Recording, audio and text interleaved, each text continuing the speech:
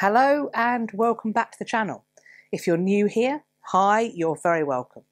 This is Reading the Past and I'm Dr. Cat. I was asked to speak a little bit more about the history of the Tower of London. And I'll be honest, when I first saw this question, I was daunted in the extreme. I had no idea of how to even begin to approach this topic. Because when I think of the history of the Tower of London, I think more generally of the site upon which the tower now stands.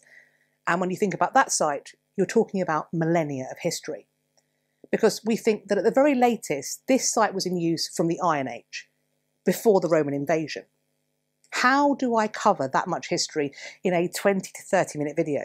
Make it interesting, engaging and informative.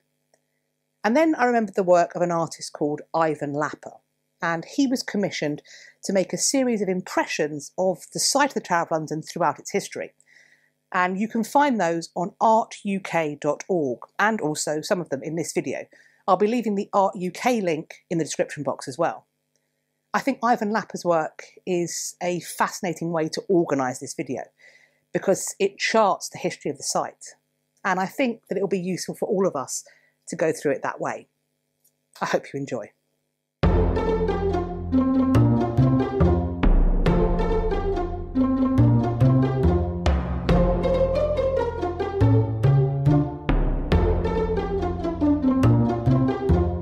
Of course, I am aware there is a potential downside of approaching this topic in this way, and that is that there may be areas or parts of the topic that you would like me to have gone into more depth about. So I think the fairest thing is for you to watch this video, see what you would like more information on, and let me know, either in the comment section underneath this video, or come over to my social media and comment on the post which I'm using to talk about this video over on Instagram or Twitter. As always, I'll be leaving my Instagram and Twitter linked in the description box as well. What does the site on which the Tower of London now stands offer? Well, it has the River Thames, which is a useful defensive barrier to the south of the site. It, at least at one point, would have been a useful source for water, although I certainly wouldn't recommend drinking, bathing or washing your clothes in the River Thames today. I don't think it's anywhere near clean enough. It was also a vital means of transporting people and goods, and indeed it is still used in that way today. These aspects, which went far in allowing London to flourish into the metropolis we know it as today, have been prized for millennia. And they go some way to explaining the evidence found which suggests that there has been continual activity on the site which now holds the Tower of London for at least as long as that. The Roman invasion of Britain brought a variety of technical advances to everyday life.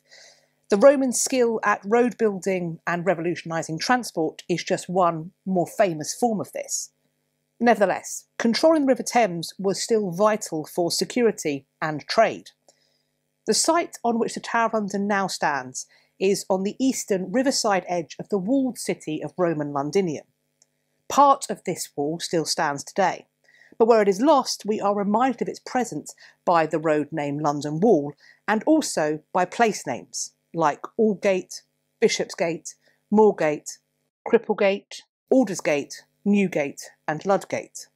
As well as making life in Romano Britain a little easier and safer, this new infrastructure of roads and security networks also stamped the identity of the invading people onto the land they were claiming. Practicality merged with propaganda, and as we will see, this would become the hallmark for the site of the Tower of London for the rest of its existence, and arguably it remains the case today. Roman Londinium and its surrounding wall, like much other Romano-British building work, began to fall into disrepair with the end of Roman Britain. However, disrepair did not mean the same as complete destruction. And this fact would prove to be extremely fortuitous for another invader of England in the 11th century. William, Duke of Normandy, sometime known as William the Bastard, later William the Conqueror, turned up in 1066. Like his Roman predecessors, he and his knights were outnumbered by the existing population, themselves a hodgepodge of migrants, invaders and indigenous peoples.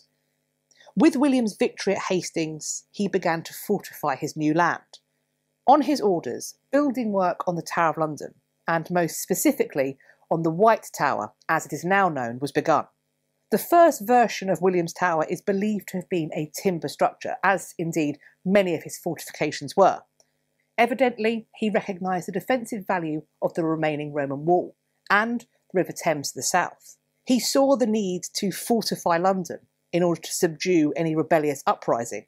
No doubt this was part of his reasoning for replacing his wooden structure with a stone one. The Norman monk Gundulf, who was also Bishop of Rochester, was tasked with overseeing this building project. Cairn stone was imported from France to be carved by Norman masons, but ultimately to be erected by a labour force which was principally made up of the conquered people. The White Tower, as it is now known, was to be a multi-purpose space.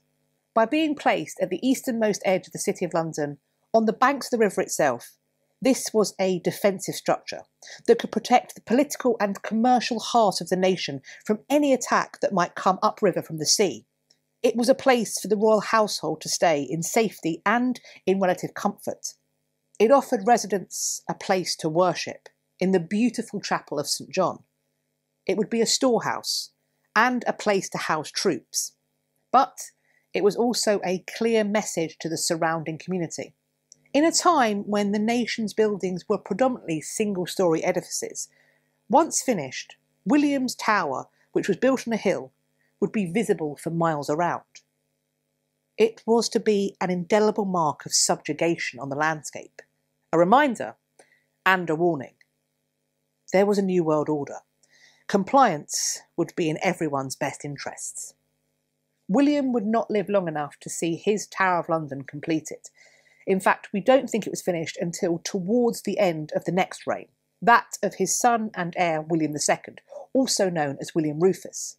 However, it is believed the tower would have to wait until the next reign, that of William Rufus's brother Henry I, before it would find itself being put to its most infamous use, that of a prison.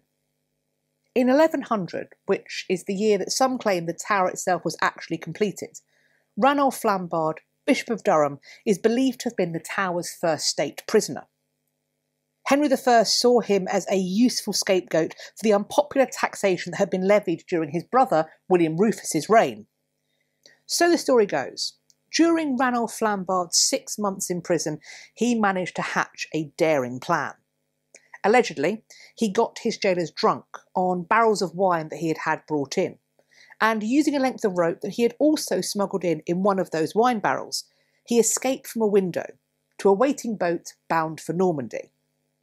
Now, is this what happened?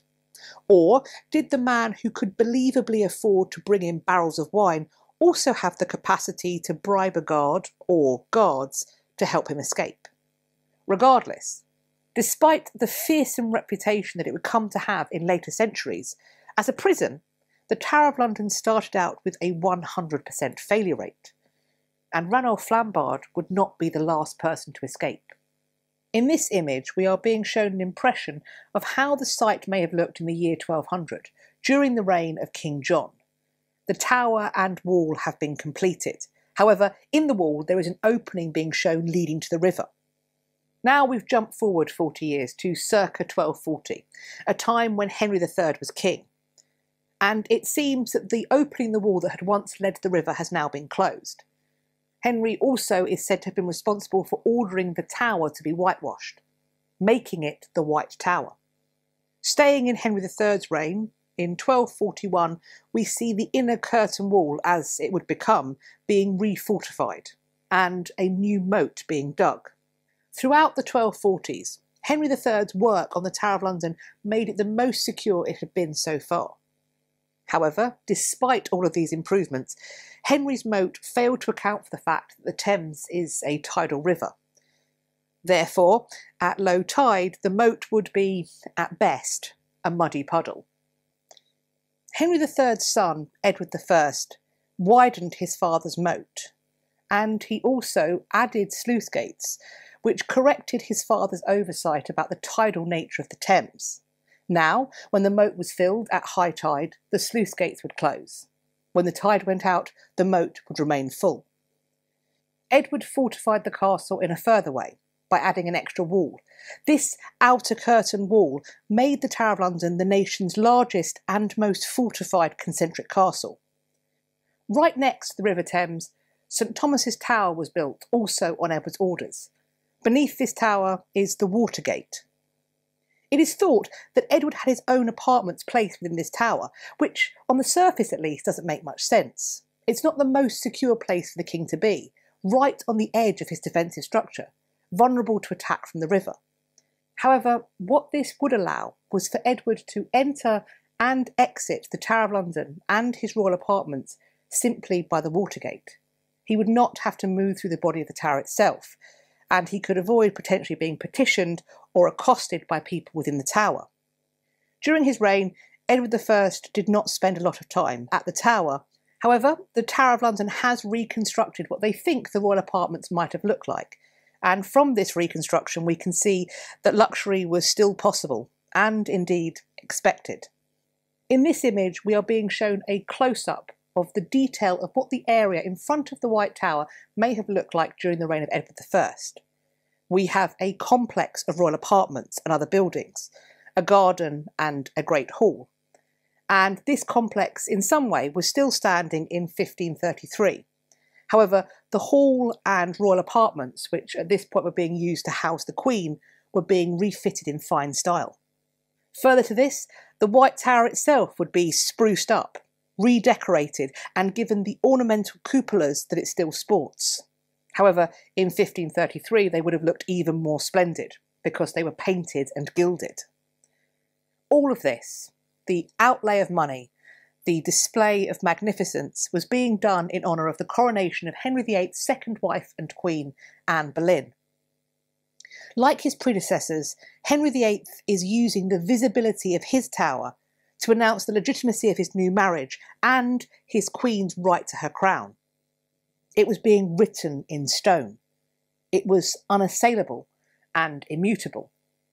Or at least it would be, for as long as Henry willed it to be so. Because as we know, 3 years later, in 1536, Anne would be back in the royal lodgings. Only this time, she would be awaiting her trial. And that trial would take place in the Great Hall at the Tower of London. Once convicted, she would return to those lodgings to await her execution. I would argue that the Tower's fearsome reputation, its most prominent narrative, was most shaped during the reign of Henry VIII.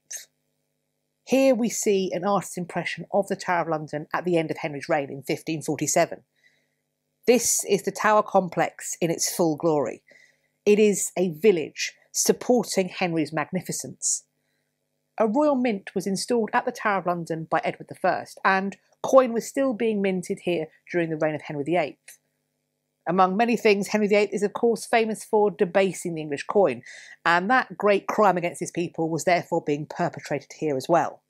Henry, like monarchs before and after him, stored his most valuable possessions in the Tower of London. It was also a place where he had his munitions made and kept. We can see Tower Wharf running in front of the tower. This was completed during the reign of Richard II.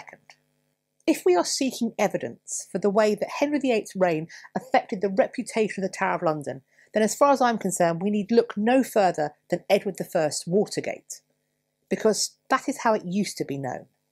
But because of the activities and events that were signed off by Henry VIII during his reign, we now know the Watergate by a far more common and ominous name.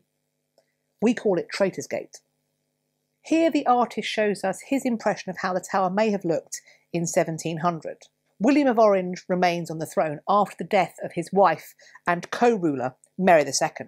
From this image, we see that the interior buildings appear to have been rebuilt in brick, and that the Tudor palace that Henry and Anne Boleyn would have known has been replaced. During the reign of Elizabeth I, she received reports of the growing dilapidation of this complex of Tudor buildings. Perhaps unsurprisingly, Elizabeth declined to fund their upkeep, and I think we can all understand why, if we think about her mother's connection to these rooms, and also Elizabeth's own connection to them.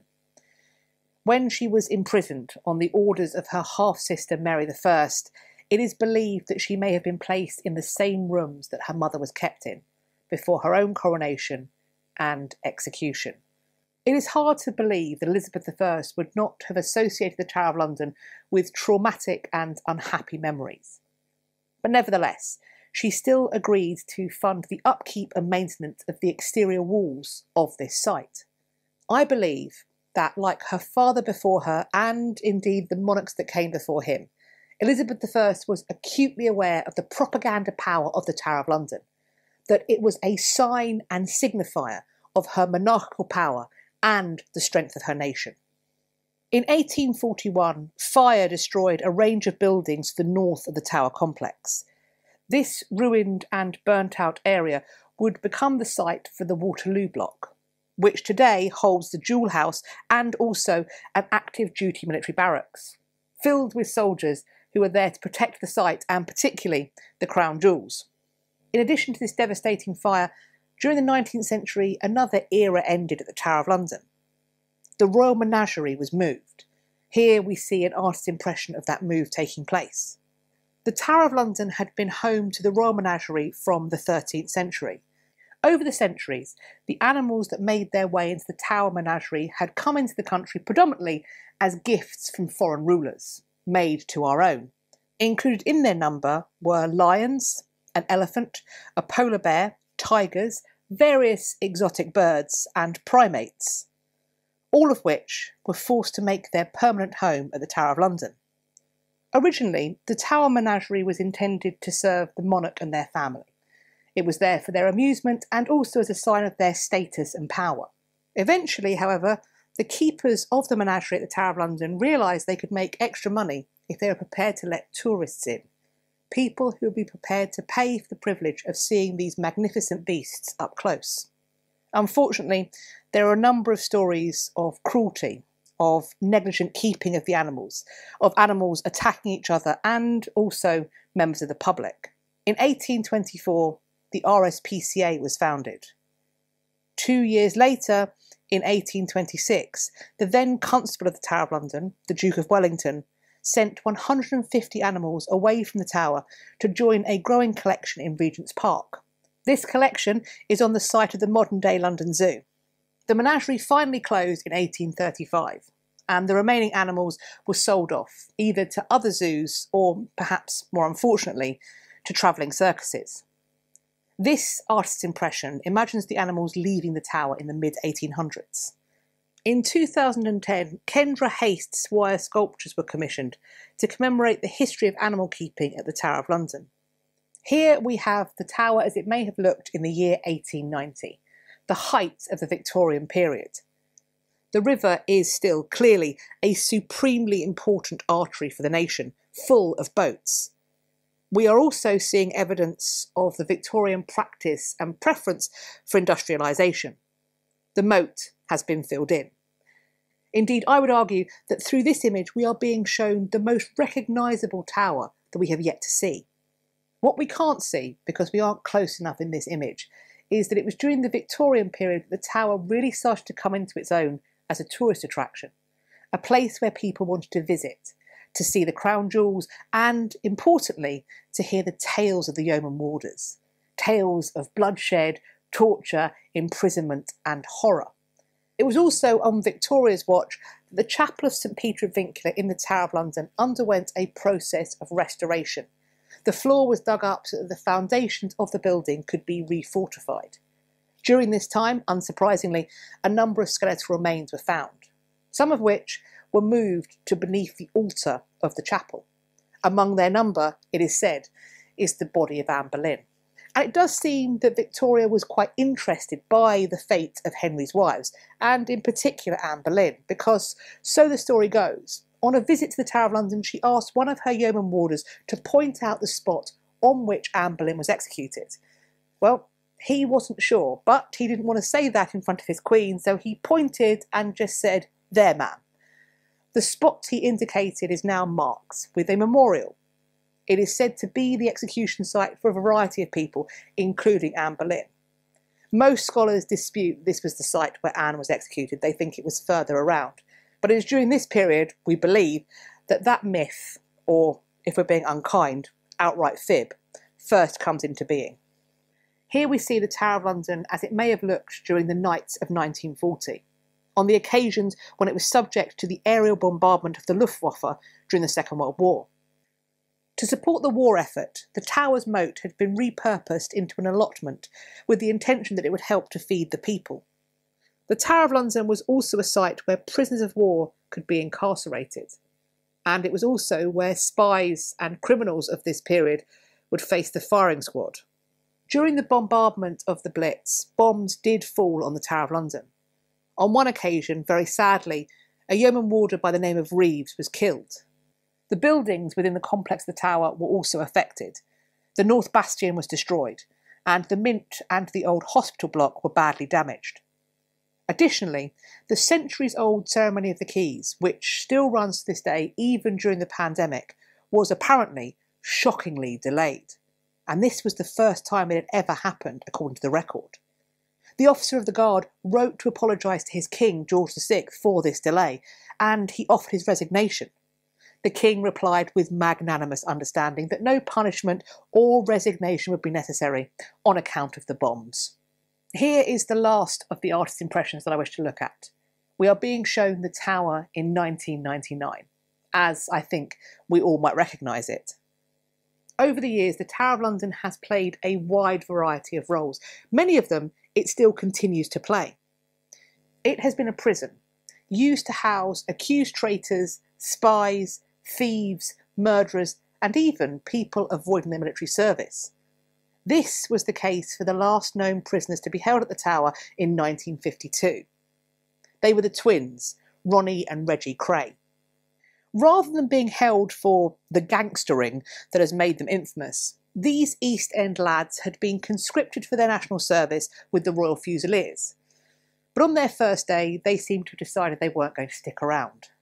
Ronnie punched a corporal and the pair went home. The Fusiliers were based at the Tower, and so they went and fetched the twins and brought them back. They were going to be imprisoned for striking their NCO, a non-commissioned officer. They were both imprisoned because nobody could be completely sure which one of these identical twins had actually done the punching. I assume that in addition to this violent act, they were also being held for desertion. After a few days being imprisoned in the Tower, the Cray twins were transferred to a place where they could be court-martialled and eventually dishonourably discharged. It's worth mentioning that, should the need arise, the Tower could still be used to incarcerate. The Tower is a royal palace, a place of security, but also comfort and luxury. It has also acted as a place of inquisition, torture, trial and punishment. For centuries, the Tower of London has also provided a home for people who aren't royal, and it continues to do so today. The majority of the inhabitants now are the yeoman warders and their families. In this tower, they have essentially their own village, with a doctor's surgery, a place to worship, and a local pub. As I have mentioned previously, the Tower of London at one time was the home of royal beasts in the royal menagerie.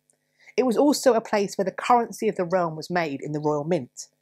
It has, and continues to be, a storehouse, a jewel house, and an archive or records office. An active duty military barracks remains on the site. It is, and has been, a world-famous museum. In fact, it is recognised as a UNESCO World Heritage Site. On this site is consecrated ground, a place for worship. There is also a burial site.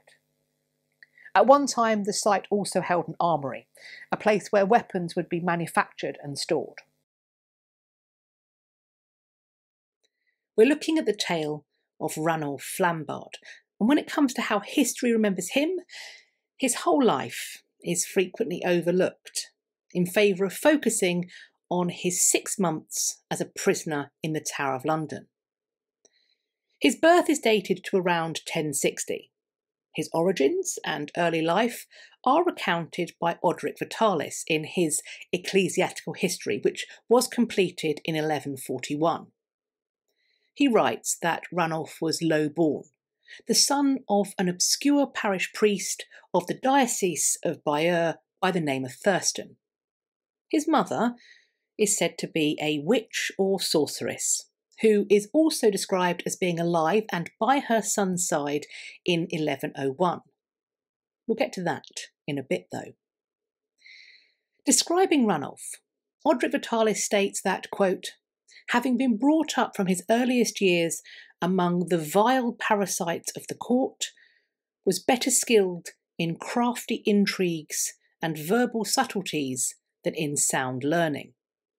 Inflated with ambition to raise himself above the eminent men who adorned the court of the great King William, he undertook many things without orders, and of which that prince was ignorant, making impertinent and vexatious accusations in the king's court, and arrogantly overawing his superiors as if he was supported by royal authority. In consequence, Robert, the king's steward, gave him the surname of Flambard, which indeed prophetically suited his genius and conduct, for, like a devouring flame, he tormented the people and turned daily chants of the church into lamentations by the new practices he introduced into the country. So, sounds like Ranulf had a great reputation and was super popular in the decades after his death in 1128. Side note, the king's steward, Robert, the one handing out the surnames as dispensator, is apparently where the dispenser family name originates. There will be lots of Hugh dispensers, one of whom became the controversial favourite of King Edward II and who ultimately met a very unpleasant end. But that's a story for another video, if you like. Back to our pal Ranulf. His father's apparent connection to Bayeux could have provided him with the opportunity to come to the attention of Odo, Bishop of Bayeux, who was himself the half-brother of William, Duke of Normandy, William the Conqueror. By 1085, Ranulf had entered the chancellery of King William I and was keeper of the royal seal. John Mason offers an additional source suggestion for where Ranulf obtained his surname, explaining that, quote, one chronicler, the annalist of Winchester, calls Flambard Pas Flabert, or more rarely, Pas Flambert. In the Domesday Book itself, he appears under several names, Flambard, Flamme, Flammard, and is recorded as holding 2 churches in Surrey and as possessed of small estates in that and several other counties. Mason explains that the fact his possessions of churches and estates were, quote, worth in all perhaps £30 annually, coupled with the variety of monikers he is known by, quote, suggests that he was not, by 1086, when the Domesday Book was completed, a well-known or prominent royal servant.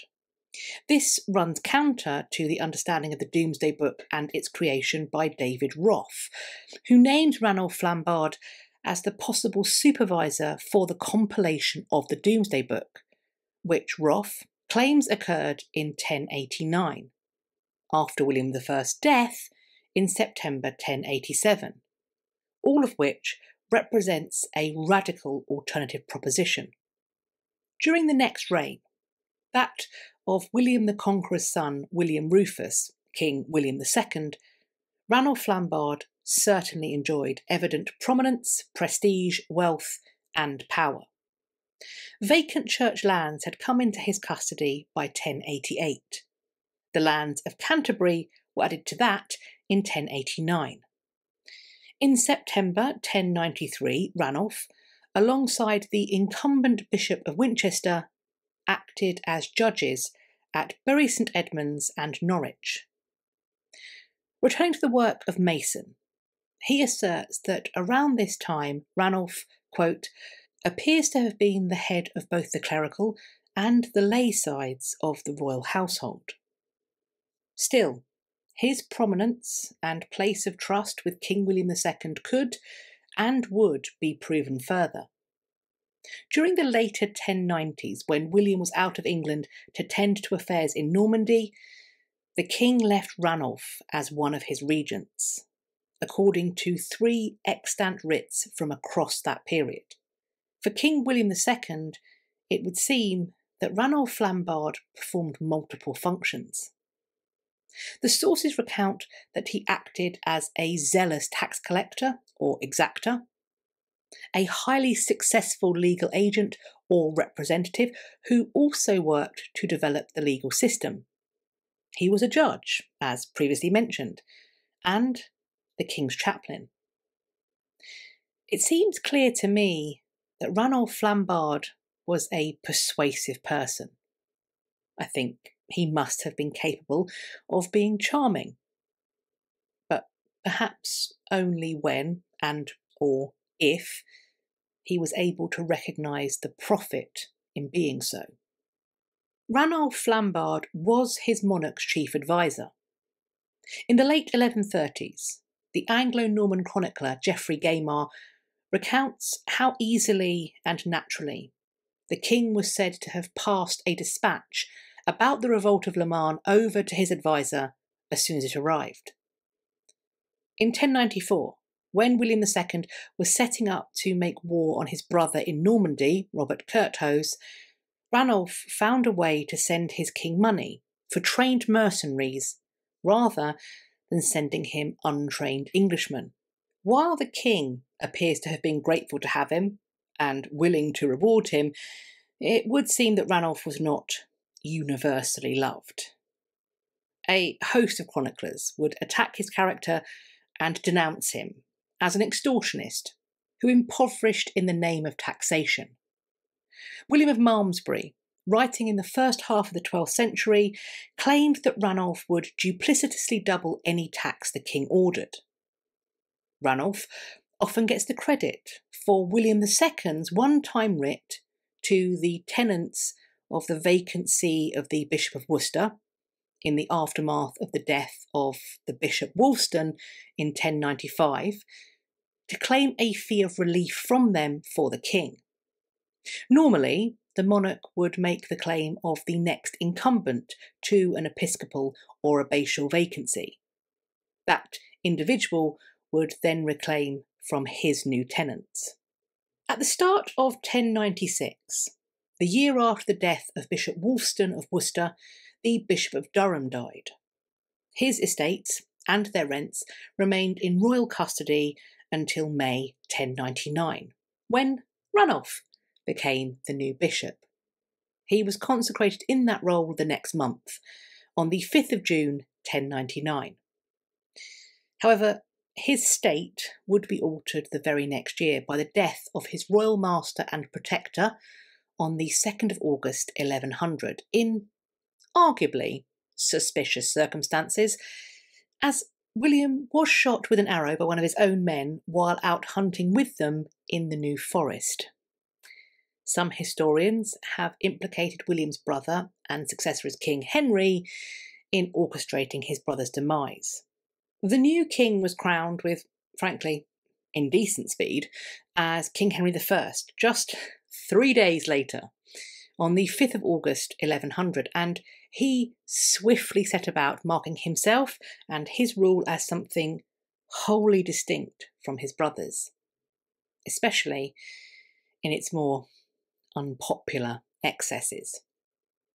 10 days after his coronation, on the 15th of August 1100, he had Ranulf Flambard arrested and imprisoned in the Tower of London, in what is now known as the White Tower, which had not long been completed. Ranulf, therefore, has the dubious distinction of being remembered as that dread fortress's first state prisoner. We might assume that Ranulf expected that King Henry I intended to make an example of him. But early the next year, at the start of February 1101, so 6 months after his imprisonment had begun, Ranulf was aided with a rope being smuggled into his prison in a flagon of wine. He was good enough to share the wine with his guards, who became, apparently, inebriated to the point of unconsciousness. At which point, allegedly in the early hours of the morning, Ranulf attached the rope to a pillar divide in one of the windows of the White Tower, which he then used to lower himself to the ground, where friends with waiting horses were ready to help him flee to Normandy. According to Orderic Vitalis, he had forgotten his gloves, and so tore the skin of his hands on the rough rope that it apparently went down to the bone. To me, this is either intended to be a barb at how delicate the skin of his hands were, as a way of intimating that he'd never put them to work, or it's showing how high he was coming from. We have no real other indication of where he was held in the White Tower, on which floor or on which side. Thus, we have no idea where he was supposed to have descended from. Complicating matters further is the fact that the modern Tower of London has a collection of windows that were enlarged in the 18th century. So it's hard to say for certain if or where the windows Ranulf would have known would have been located. How many of them would have been big enough for him to get through? Would any of them have been? Orderic Vitalis even claims that Ranulf wasn't that petite.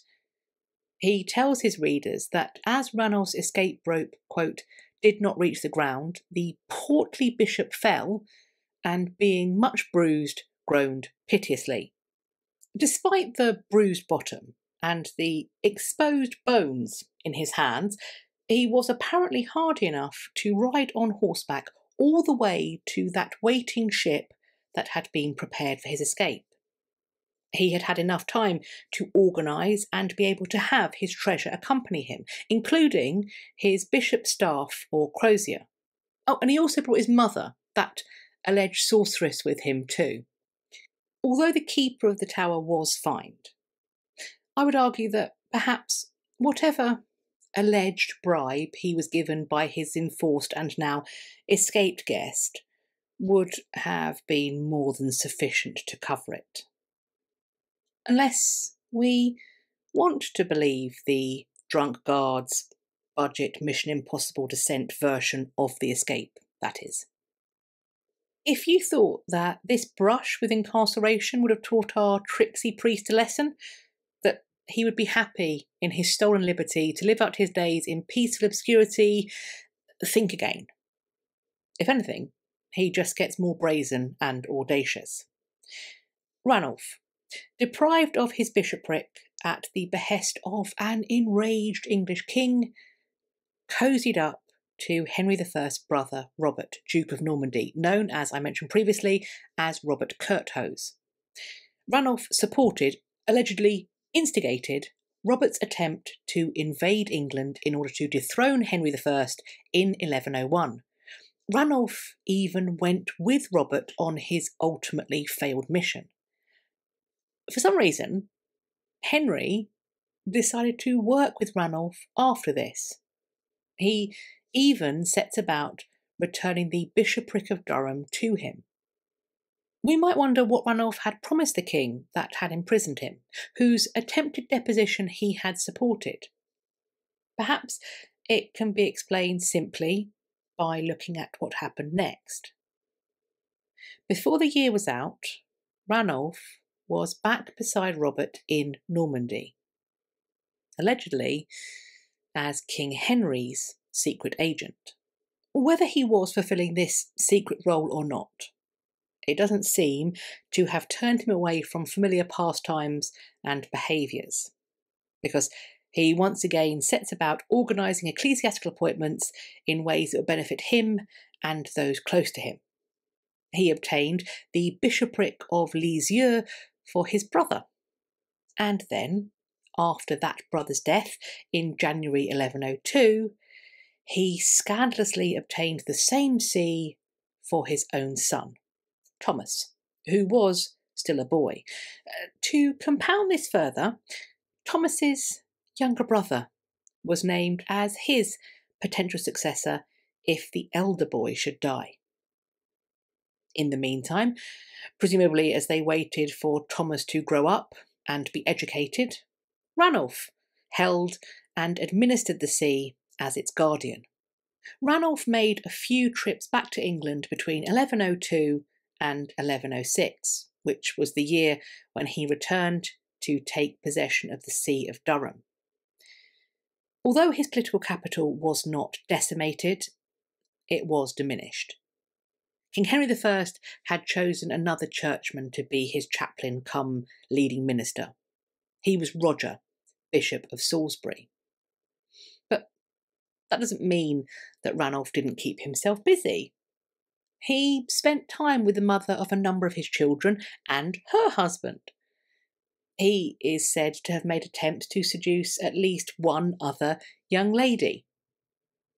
He also maintained a place at the table of power, even if he was no longer in one of the main seats. He joined Henry in Normandy, which had been taken into his control and away from that of his brother Robert in 1106. Ranulf was present and involved in political and ecclesiastical matters of high importance. As Bishop of Durham, Ranulf funded the building of Durham Cathedral from funds that were originally intended for the monks. It's probably unsurprising, but the Durham bishopric's income went up with Ranulf at the helm. When looking for new monks and officials, Ranulf relied on his time-honoured practice of nepotism and sourced from within his own family. In the late summer of 1128, Ranulf was nearing 70 years old. For the 2 preceding years, his physical and mental acuity had been fading. But at this time, he had himself brought into his cathedral in order for him to make public restitution for the funds he had diverted away from his colleagues and into the building of that cathedral. He would die on the 5th of September 1128 and would be buried in the chapter house of Durham. It seems that, in spite of everything, Ranulf Flambard was well regarded and fondly remembered by those who wrote of him in Durham. The same cannot be said of Victorian scholarship on him, which regarded Ranulf Flambard, perhaps somewhat reductively, as the feudal system's malignant genius. However, his legacy did come in for reconsideration in the next century, in 1970, when Sir Richard William Southern described him as, quote, the first outstandingly successful administrator in English history. He was also, most likely, the first outstandingly successful escapee from the Tower of London. And however he managed to do that, I believe that we have seen that it's a feat that is nothing to be sniffed at. But when this topic was suggested to me on Instagram, I got very excited. So excited, in fact, that I moved this topic to the top of the list and decided to make the video right now. But one of the reasons why I got so excited is also why I have to give a disclaimer about my own potential bias. Because I feel like I know Alice. She was and is one of the favourite historical figures that I ever got to portray as an interpreter at the Tower of London. And for that reason, on the plus side, that meant I got to deep dive her story, really try to get inside of her head, and I spent months with her. But equally, I also spent months with her, and she sort of feels like a friend. A very dangerous friend, for sure, but a friend nevertheless. But with all that being said, I still want to talk about her. The full story of Alice's life and crimes is unclear. The narrative remains obscured. We aren't sure, for example, when she was born or where.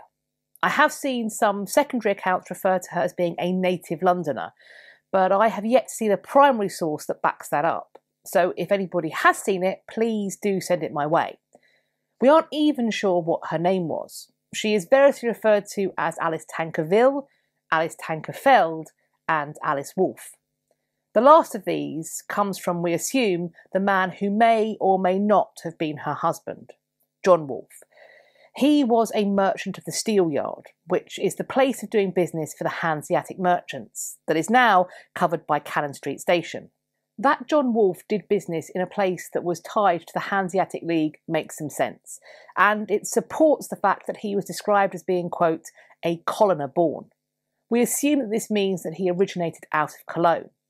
Through these connections, John Wolfe would presumably have had a way to earn money legitimately. However, it also seems clear that John Wolfe was a very naughty man. When it comes to Alice and her profession, like so much about her, that is also unclear. It is intimated that she may have earned at least some of her money through sex work. In Edward Hall's Chronicle, she is referred to as a harlot who frequents strangers' bedrooms. In 1531, the enormous sum of 366 crowns are making their way to England. They are being sent from the continent, and they are intended to fill the coffers of Henry VIII. They go missing en route. They've been stolen.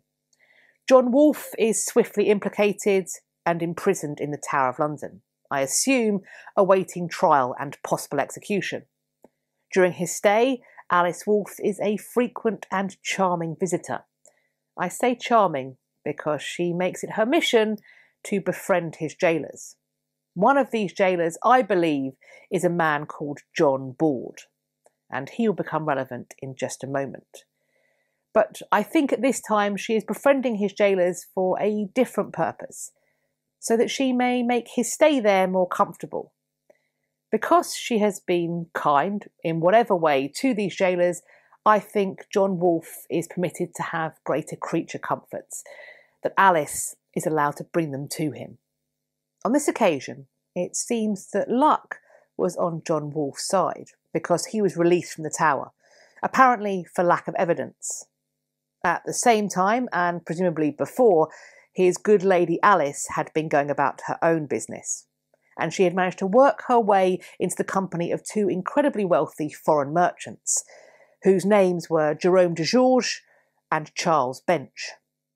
Early in 1533, John and Alice Wolfe decided to take advantage of these friendships, to capitalise on them, if you will. Alice lured her new friends down to the Thames for a boat ride. We aren't quite sure what she promised them, perhaps some nocturnal entertainment, but the men seemingly went willingly. The boat was being rowed by an accomplice of Alice and John's. John was hidden in the boat, and when it was far enough out, near a place called the Turning Tree, which I think is presumably far enough away that nothing would be seen, or more importantly, no screams would be heard, John popped out. The two merchants were murdered, and their bodies were stripped of fine clothes and riches. Their bodies were then tossed overboard. Next, their rooms, presumably also full of very expensive commodities, were ransacked and robbed. All might have been well for Alice and John, but it seems that these robbers had forgotten one vital fact. Eventually, corpses float, and once they were discovered, suspicion swiftly fell on John Wolfe. He was rearrested and put back in the Tower of London. However, unlike before, on this occasion, Alice also came to be suspected, and we can see this from a letter that was received by Thomas Cromwell on the 28th of July, 1533, which includes the line, quote, "If the diabolic woman," that's Alice, "escape, we shall be in great jeopardy."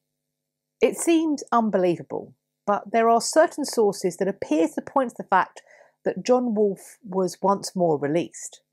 That again, this happens because of lack of evidence, but on this occasion, presumably fearing that his luck might really run out, he flees to Ireland.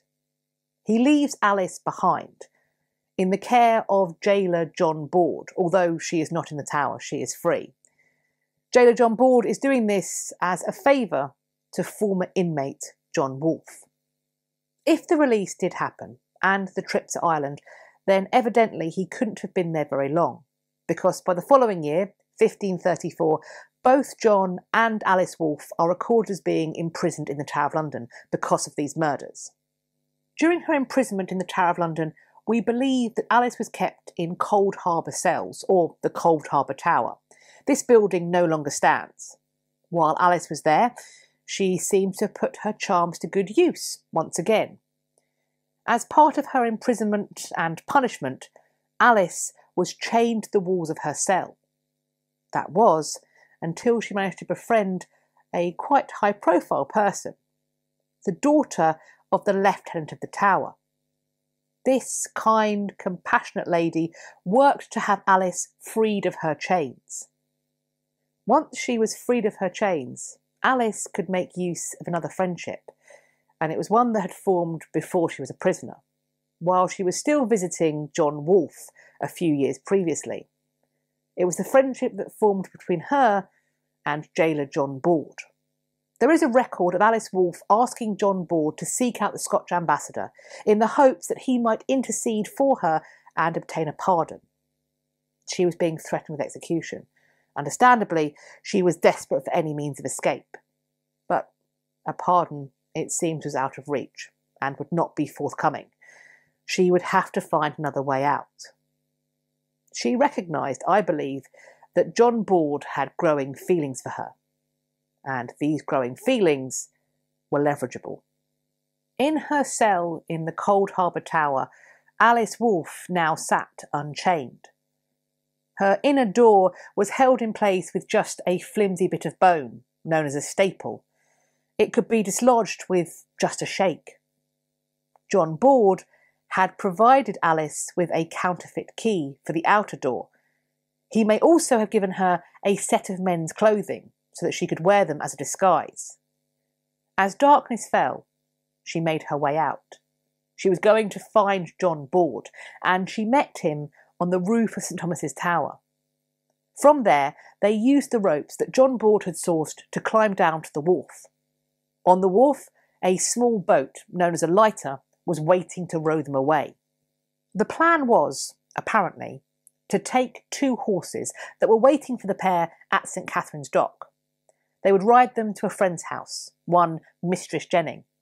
At this friend's house, they would presumably hide out until they were able to flee the country. Unfortunately, as the couple were walking up Tower Hill, they bumped into the watch. One of the watch, who is recorded as being named Gore, recognised Tower jailer John Board, and so decided to take a closer look at his companion. Alice was discovered, and the pair were immediately arrested and returned to the Tower. Once returned to the Tower of London, John Board was subjected to torture. He was racked and placed in a room known as the Little Ease. This is a room that is so small and so cramped that it is impossible to get comfortable. One cannot stand up, nor sit down, nor lie down. It's simply too small. We aren't sure where this room is today. Perhaps it was in the Cold Harbour cells or Cold Harbour Tower, and so it came down when that block fell.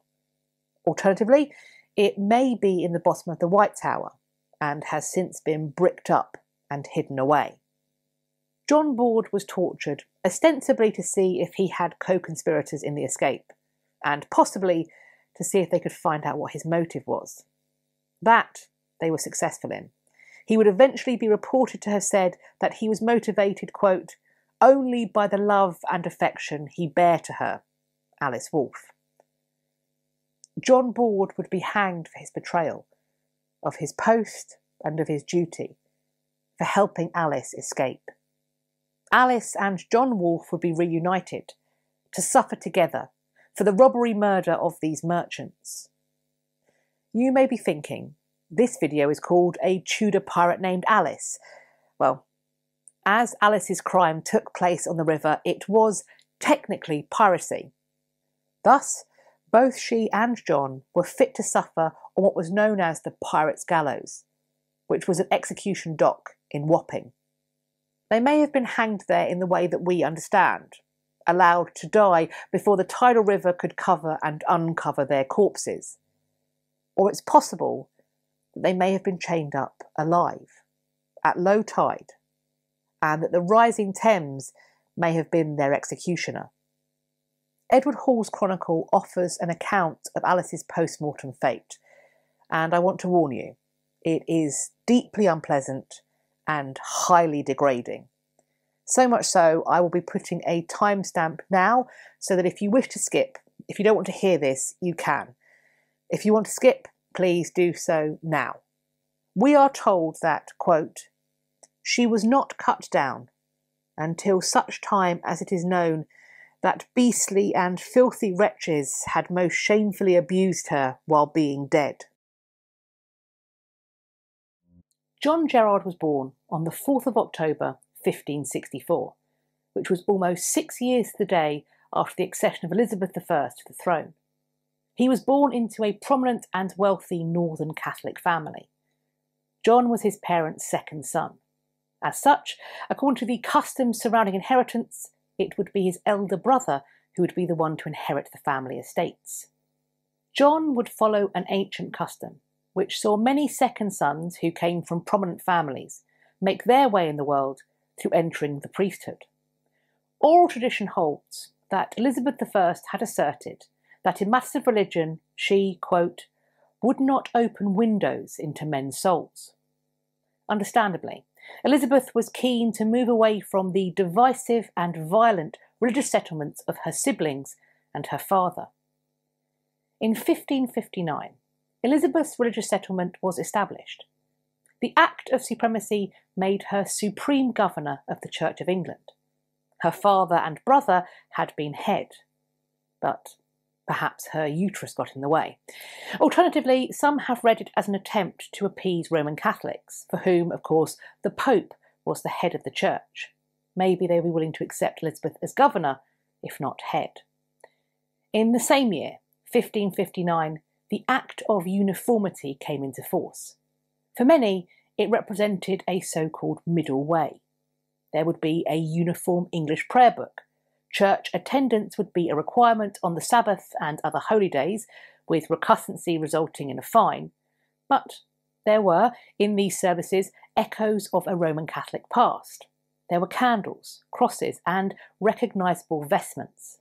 Loyal Roman Catholics could, in practice, attend Church of England services with their community without feeling they were totally denying their faith. Also, although officially prohibited, some could worship as their faith called them to in their homes, in secrecy and in private.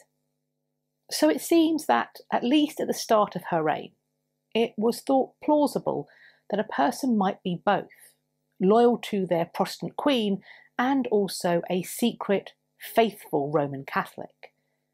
As long as the former, their loyalty to Elizabeth, was not called into question by any of their behaviours, then the loyal Roman Catholic might hope that their faith would be studiously ignored by the powers that be. Spoiler alert, this would not always be the case.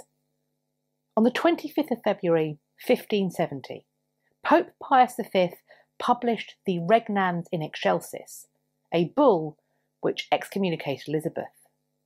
Now, any faithful Roman Catholic living in England was being instructed that Elizabeth was not their rightful queen, not deserving of their obedience, and more so, that they should seek to remove her from the throne.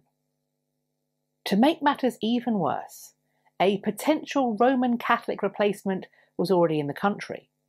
Elizabeth's first cousin once removed, Mary Queen of Scots, who had arrived in England in 1568. Against this backdrop, John Gerard was receiving his education. It began at Exeter College, Oxford. He matriculated there on the 3rd of December 1575, when he was 11 years old. However, the following year, around Easter time, it seems that his refusal to attend church services, presumably Church of England services, resulted in him leaving the university and returning to his home. His education, however, was not over, because a couple of months before his 13th birthday, in August 1577, he was on the continent, seeking to continue his education in a Roman Catholic setting. He would follow the English college, which was a Catholic seminary, to Rheims. He would transfer to the Jesuit Collège de Clermont in Paris in 1580. But apparently a bout of ill health caused Gerard to have to leave after about a year there. But by late 1581 he was making moves to join the Society of Jesus, to become a Jesuit himself. Records show that Gerard was back in England by early 1583, because at this point he was captured and placed in the custody of a family member, thought by many to be his mother's brother, George Hastings. Unfortunately, Gerard seems to have proved obstinate in his refusal to conform to the religious requirements of Elizabethan England. Eventually, family custody would not seem to be enough. He would ultimately be transferred to the Marshalsea prison on the 5th of March 1584. Gerard would be bailed out, to use a contemporary term. The old term would be given surety by some supporters. One of these supporters was Anthony Babington, whose name I'm sure rings bells for many of you, because in the near future, after this event, he will be caught plotting with Mary Queen of Scots. For this crime and his part in it, he will lose everything, including his head. Gerard's supporters may all have approved the next move to be taken by their man, even though it ensured they lost their money, because Gerard absconds. He leaves for France in 1586. John Gerard returned to continue his education at the English College on the continent. He would be ordained on the 17th of July 1588 using a papal dispensation, because he had not yet reached the required canonical age to be ordained. Of course, 1588 is significant for another reason. It was the year that the Spanish Armada threatened to invade English soil, and with that invasion was threatened a violent forced return to the Roman Catholic faith. In essence, England was being threatened with Inquisition. John Gerard became a Jesuit, entering the Society of Jesus on the 15th of August 1588. His next journey would take him back to England to fulfil the mission of the Society of Jesus. Just what that mission actually was continues to be debated. For some, the mission was simply to provide religious succour for the Roman Catholic faithful who would otherwise have been cast adrift by their nation's Protestant heresy. Others claimed that the Jesuits were tasked with spreading dissent, fomenting rebellion, and even acting as a direct threat to the life of Elizabeth I. In 1585, Elizabeth's government issued an act against Jesuits, seminary priests, and other such-like disobedient persons, by which these persons were given 40 days to leave the country, or face capture and execution. Those who chose to invite, host, or hide these people were in danger of suffering in likewise fashion. Despite this threat, Father John Gerard had a calling to answer.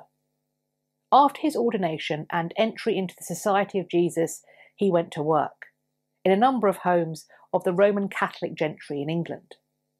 But make no mistake, the stakes could not have been higher. Gerard and his ilk were being hunted.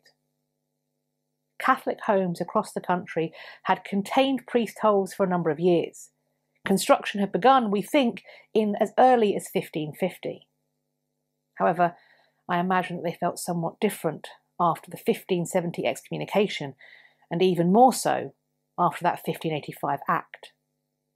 Nevertheless, Father Gerard would remain at large for a few years, able to fulfil his mission and perform his ministry.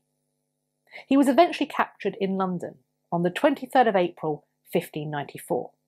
At first, he was held in a prison called the Counter. From there, he was moved to the Clink, where he continued to perform his calling as a Roman Catholic priest. In 1597, he was moved to the Tower of London, specifically to a cell in the Salt Tower. One of his predecessors in this tower was another Jesuit, Henry Walpole. Walpole had been executed, or martyred, depending on your point of view, in 1595. Apparently, this fate, this horror, did not fill Gerard himself with dread. Quite the opposite. It seems that it made him resolute.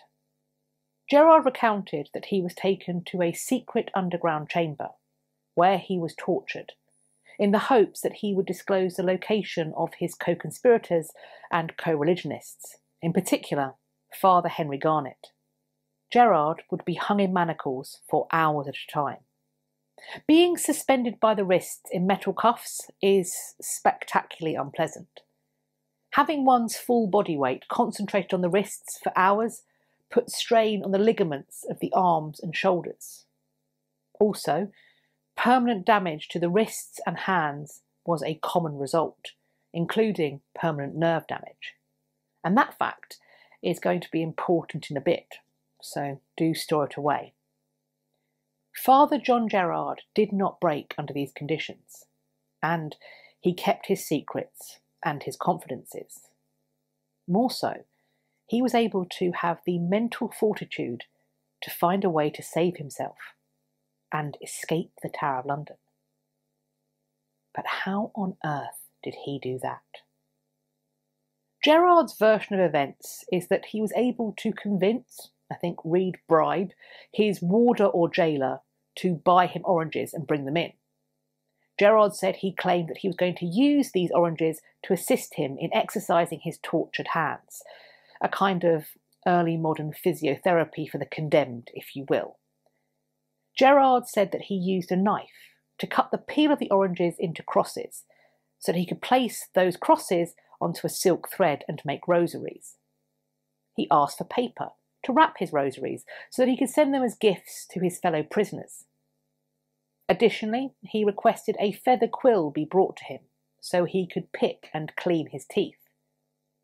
So, Gerard had managed to amass oranges, paper, and a quill feather. Wonderful.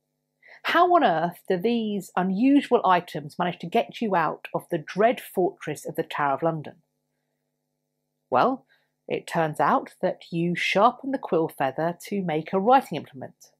You also take the time to store up orange juice, with which you write on your paper. Once dry, this orange juice is invisible ink. It will only become visible again when it's held over a flame and heated up. You can write an inoffensive letter over the top of this invisible missive, something that a jailer would take absolutely no issue with carrying to someone's friends. Of course, another fee would be involved. In this way, apparently, John Gerard was able to plan his escape with his friends. Now, the Salt Tower is on the inner wall of the fortress. Opposite, on the outer wall, was the Cradle Tower. Helpfully held there at the same time as Gerard was another Catholic prisoner, one John Arden. Gerard's trusty, bought/bribed jailer was willing to take his prisoner to the Cradle Tower to have a visit, so that these two men could share Mass together. Again, of course, we are told that a fee was involved. On the 5th of October, 1597, under cover of darkness, Gerard and Arden made their way up onto the roof of the Cradle Tower in secrecy. There, they waited for their escape party. That party arrived with a small boat, and they would then go on to follow the plans that were sketched out in the orange juice letters. Gerard and Arden would let down a cord, to which a rope could be tied and then drawn up, and so it was. With this achieved, the rope was secured, so that it would allow their escape. This was, of course, not without considerable effort and risk. Indeed, we are informed that the escape was only really made possible by prayer. Nevertheless, the two men were able to travel off the tower roof of the Cradle Tower, go over the moat, and then over the opposite wall in order to land on the wharf, where their escape boat waited. It worked. Father John Gerard remained in England, ministering in hiding to his Roman Catholic flock until the 3rd of May, 1606, at which point he was recalled to the continent to help train other Jesuits. In 1609, John Gerard sits down to write his autobiography, which is where we get the details of his imprisonment, of his torture, the one that failed to make him name names, and of how he undertook his daring escape. Father John Gerard would live to be 73 years old. He died in 1637, at the English College Seminary in Rome. He also died as the hero who had put his faith in his Roman Catholic God, which had enabled him to escape the murderous heretics of Elizabeth's Protestant England. And sure, it's a great story. I bet the Jesuits and the Pope absolutely loved it. But do we, today, actually buy it? This man, who was tortured so badly he was able to convince or bribe his jailer to bring him oranges as a means of rehabilitation. This is a man who we are being asked to believe was able to hand over fist it along meters of rope on his hands alone in the darkness. I think it's more plausible that we might argue that a man who admits to having the capacity to bribe jailers to bring him oranges, which apparently he is also able to afford, not only that, he additionally gets them to carry letters and organise dinner parties, sleepovers and prayer meetings on his behalf. Isn't it plausible, arguably more plausible, that this man would be able to bribe that same jailer to just open the gates, to let him and his friend out?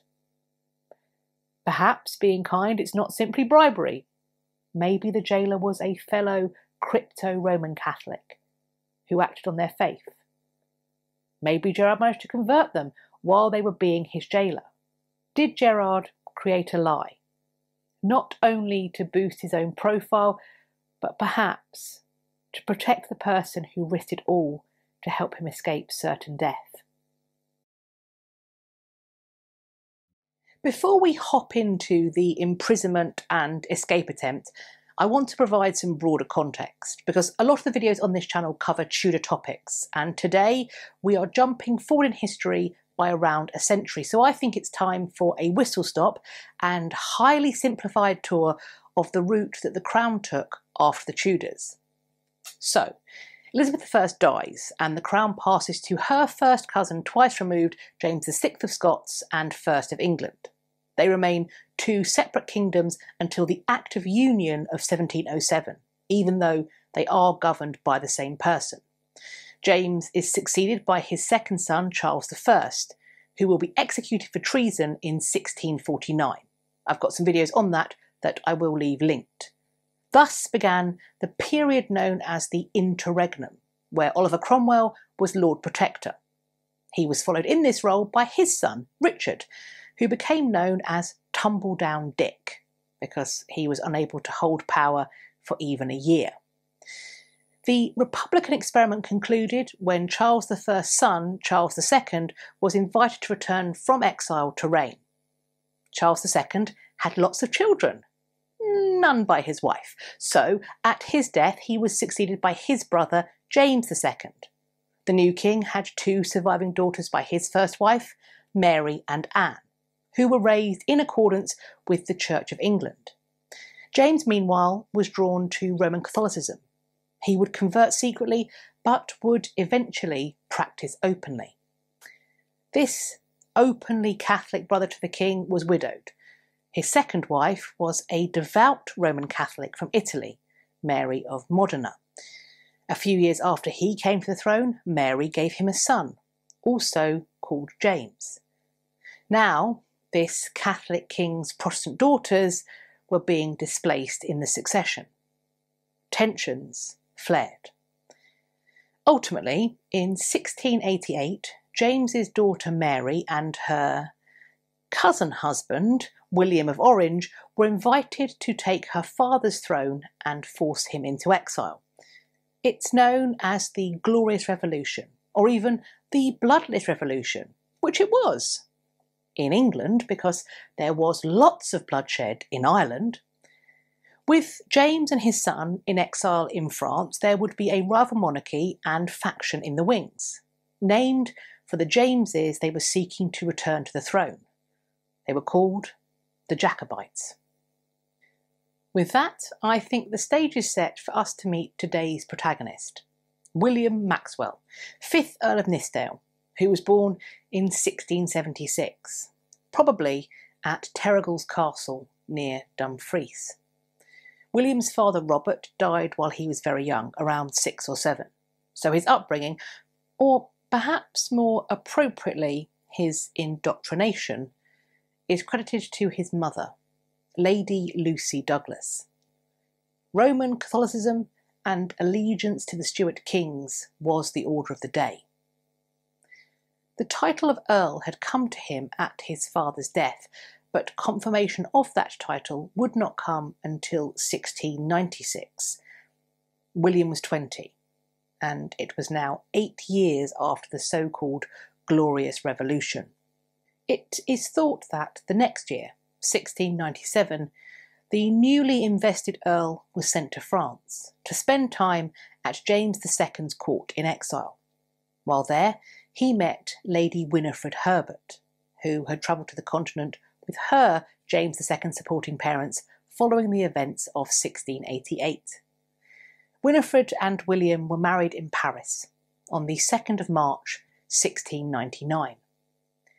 Despite the couple's allegiance to the exiled king and the Roman Catholic faith, the Earl and Countess returned to Scotland and to Terrigal's castle.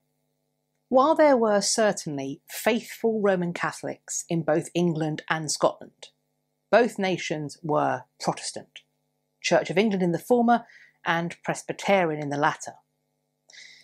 The Earl and Countess of Nithsdale were the focus of suspicion from their religiously conforming neighbours, which would lead to surveillance, incursions and forced searches of the Nithsdale property, in the belief that Roman Catholic priests might be secreted within.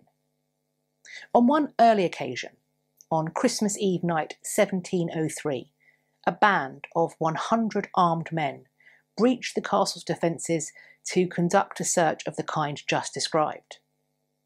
Although William would be acquitted of providing accommodation to Roman Catholic agents by magistrates in Edinburgh on the 21st of February 1704, his hereditary stewardship of Kirkcudbright was taken from him.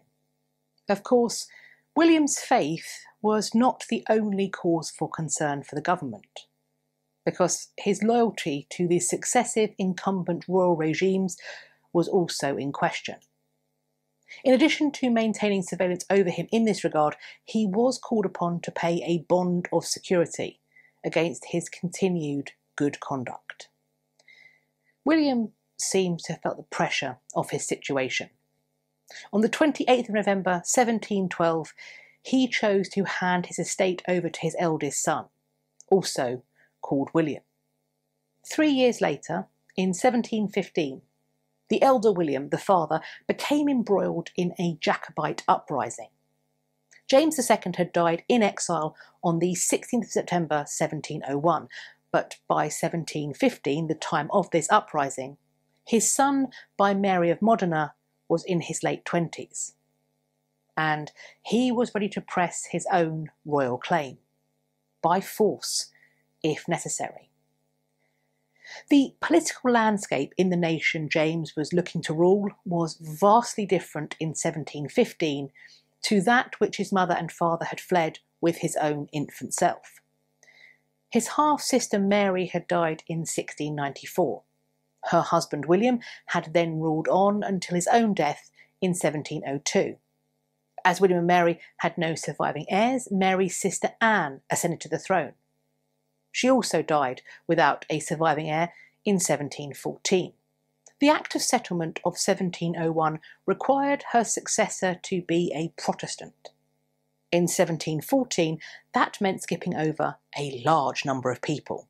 50 is the number frequently bandied about, all of whom had a closer blood claim. Eventually, they get to George, the Elector of Hanover, who became George I, King of Great Britain and Ireland. As the Jacobites rose up, William, Earl of Nithsdale, ignored calls to come out for the incumbent government. He joined the uprising instead. He joined the fight to put James III on the throne. For nearly a month, William fought alongside his fellow Jacobites, but they would ultimately surrender on the 14th of November 1715. William was taken as a prisoner to London, and he arrived in the English capital on the 5th of December. He was promptly confined in the Tower of London. He was charged on the 9th of January 1716 and was tried alongside other Jacobite lords in Westminster Hall. William acknowledged his traitorous guilt and begged for the king's grace and mercy. It was not forthcoming. On the 9th of February 1716, 1 month after he had been charged, William was sentenced to suffer the brutally full punishment for treason. He was to be hanged, drawn, and quartered on Tower Hill. He was returned to the Tower of London to await his fate. But we're here to talk about how to escape from the Tower of London. So far, William, Earl of Nithsdale, has not shown himself to be either an architect of or a participant in well-ending plans.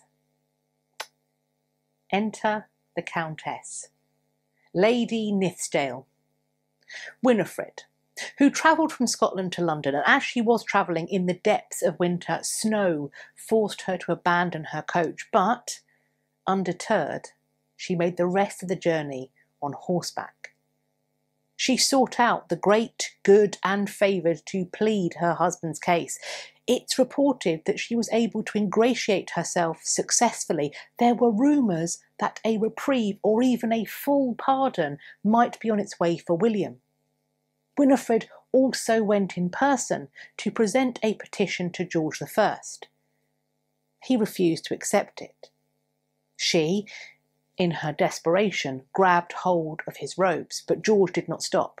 Winifred was dragged to the end of the room where she was stopped by the guards. The event only bolstered her position. George's rudeness was highlighted, which nurtured popular sympathy for her and her cause.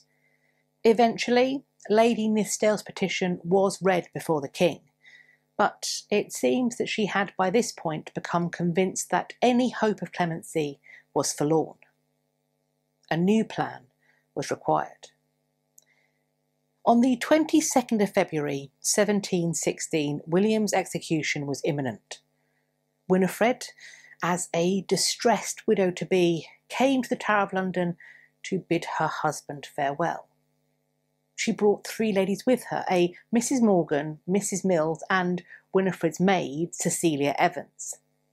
The women were there for hours, talking, praying, coming in and out of the room, weeping and wailing, generally making a confusing scene. And so the story goes, William's guards, who had been compensated to encourage their compliance with this confusing visit, eventually lost count of the comings and goings, of who was in and who was out of the room. One by one, the ladies left. Winifred remained alone in the room with her husband. The guards could hear her comforting him, but left them uninterrupted. Winifred now departed. As she left, she told the guards that her husband was at his prayers and should not be disturbed. But you can guess where this is going. Winifred and her gal pals had smuggled in an extra lady cloak. One of those weeping ladies that had left the tower after bidding farewell to William was William himself. Lady Nithsdale had been talking to herself to buy him the time to get out. It was not long before his escape was discovered, and at first William was in hiding in London, protected by sympathisers and housed, for a time, by the Venetian embassy in London. But he would soon leave, with Venetian help, for safety on the continent. During this time, Winifred was also in London, awaiting news of her husband's successful flight abroad, at which point she returned to Scotland to settle the family's affairs before making her own way to continental exile. Lord and Lady Nithsdale were welcomed at the court in exile. William was a lord-in-waiting to the Pretender, who was still styling himself as King James III.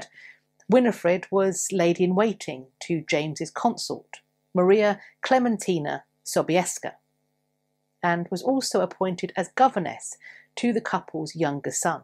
Henry Benedict, who would in later life become a Roman Catholic cardinal and be styled as Cardinal Duke of York. Henry Benedict was also the last of the Jacobite claimants to assert himself to be the rightful ruler of England, Scotland and Ireland. However, Henry IX, as Jacobite supporters referred to him, made no attempt to make good on the claim and actually seize the throne. As the French Revolution was getting underway in 1789, the Pope was recognising George III as King of Britain, and the protests of his Cardinal Duke of York would do nothing to change his mind. When his claim to the throne was being denied by the Pope, Henry Benedict was 64 years old. I wonder how much he thought of, or even remembered, the woman who had been his governess for a couple of years just before he turned 5. Despite the romance of their escape together, and their relative prominence at the Jacobite court in exile, at least for a time, life on the continent could be dull. Lord Nithsdale certainly complained of boredom. The couple's lifestyle was also clearly no longer within their means. William was in perpetual debt. Winifred bemoaned how ragged her dress had become. William died in Rome in 1744. Winifred, devoted until the end to the Jacobite cause and the family of James III, died in 1749, also in Rome. A souvenir from the escape that made this couple so famous still exists. The cloak, used to smuggle William from the Tower, is said to be on display at Traquair House in Innerleithen, Scotland. Would you be interested in making the trip to see that? The invasion of the Tower of London that we are looking at today occurred on the 14th of June 1381 and was part of the so-called Peasants' Revolt. Before we get on to the breaching of the tower itself, let's explore the historical landscape that is viewed by many as a key factor that contributed to the revolt as a whole. Just over 30 years before the events we are investigating today, the Black Death ripped through the nations of Britain, as it had mainland Europe, where it is believed to have claimed around 20 million lives. It is estimated by some that between a third to a half of the British population were killed. In the 14th century, feudalism was the order of the day in England. The vast majority of the population were peasants, who were effectively tethered to the land they had received from their lord, which they would then work, for their lord's benefit and to sustain themselves. So, in times of drought or flood, the farm of a peasant may scarcely provide enough to feed them and their family.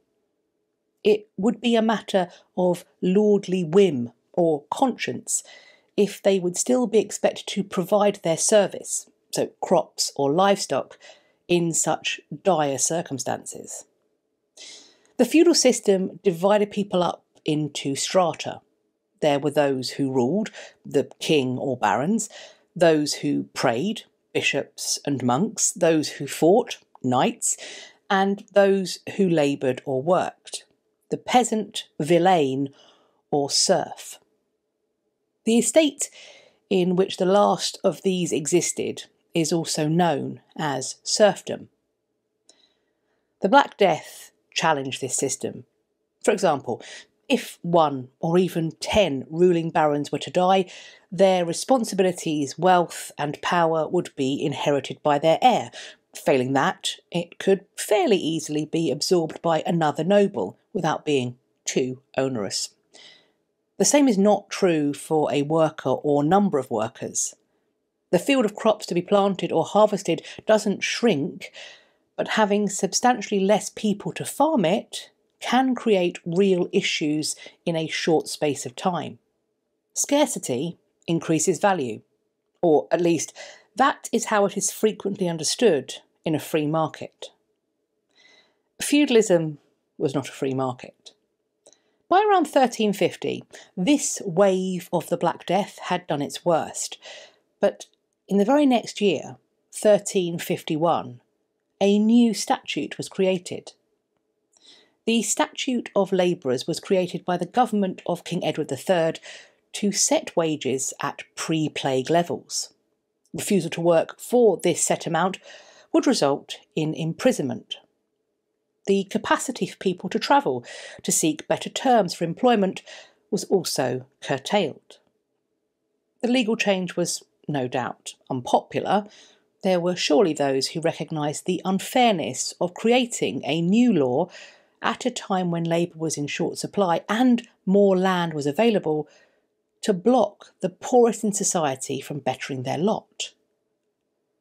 The recognition of the unfairness of the differentiation between the haves and the have-nots remained a pressing issue. Indeed, it was a rallying issue presented in a sermon given by the priest John Bull to the rebels in 1381. Bull is reputed to have asked, "When Adam delved and Eve span, who was then the gentleman? From the beginning all men by nature were created alike, and our bondage or servitude came in by the unjust oppression of naughty men. For if God would have had any bondmen from the beginning, he would have appointed who should be bond and who free. And therefore I exhort you to consider that now the time is come, appointed to us by God, in which ye may, if ye will, cast off the yoke of bondage and recover liberty." Although this was arguably a continuous issue from 1351 to 1381, other things certainly changed, arguably in ways that could have spurred on the revolt. King Edward III, the monarch behind the Statute of Labourers, died in 1377. He was succeeded on the throne by his 10-year-old grandson, Richard II. I made a video on the potential pitfalls of having a boy king, which I will leave linked. But suffice to say, it could be a destabilising thing for a nation to face in terms of power and politics. As a side note, would anyone find it useful if I were to make a video about the line of monarchs, their claims to the throne, and how they ended up with their bottom on the good seat? Do let me know in the comments section. Returning back to Richard II, due to his youth, it was necessary for others to wield power on his behalf. In Richard's case, it was his uncle, John of Gaunt, who was one that prominently performed this role. In the following century, Gaunt's descendants were the House of Lancaster, one side of the Wars of the Roses. I'll leave my video on John of Gaunt linked.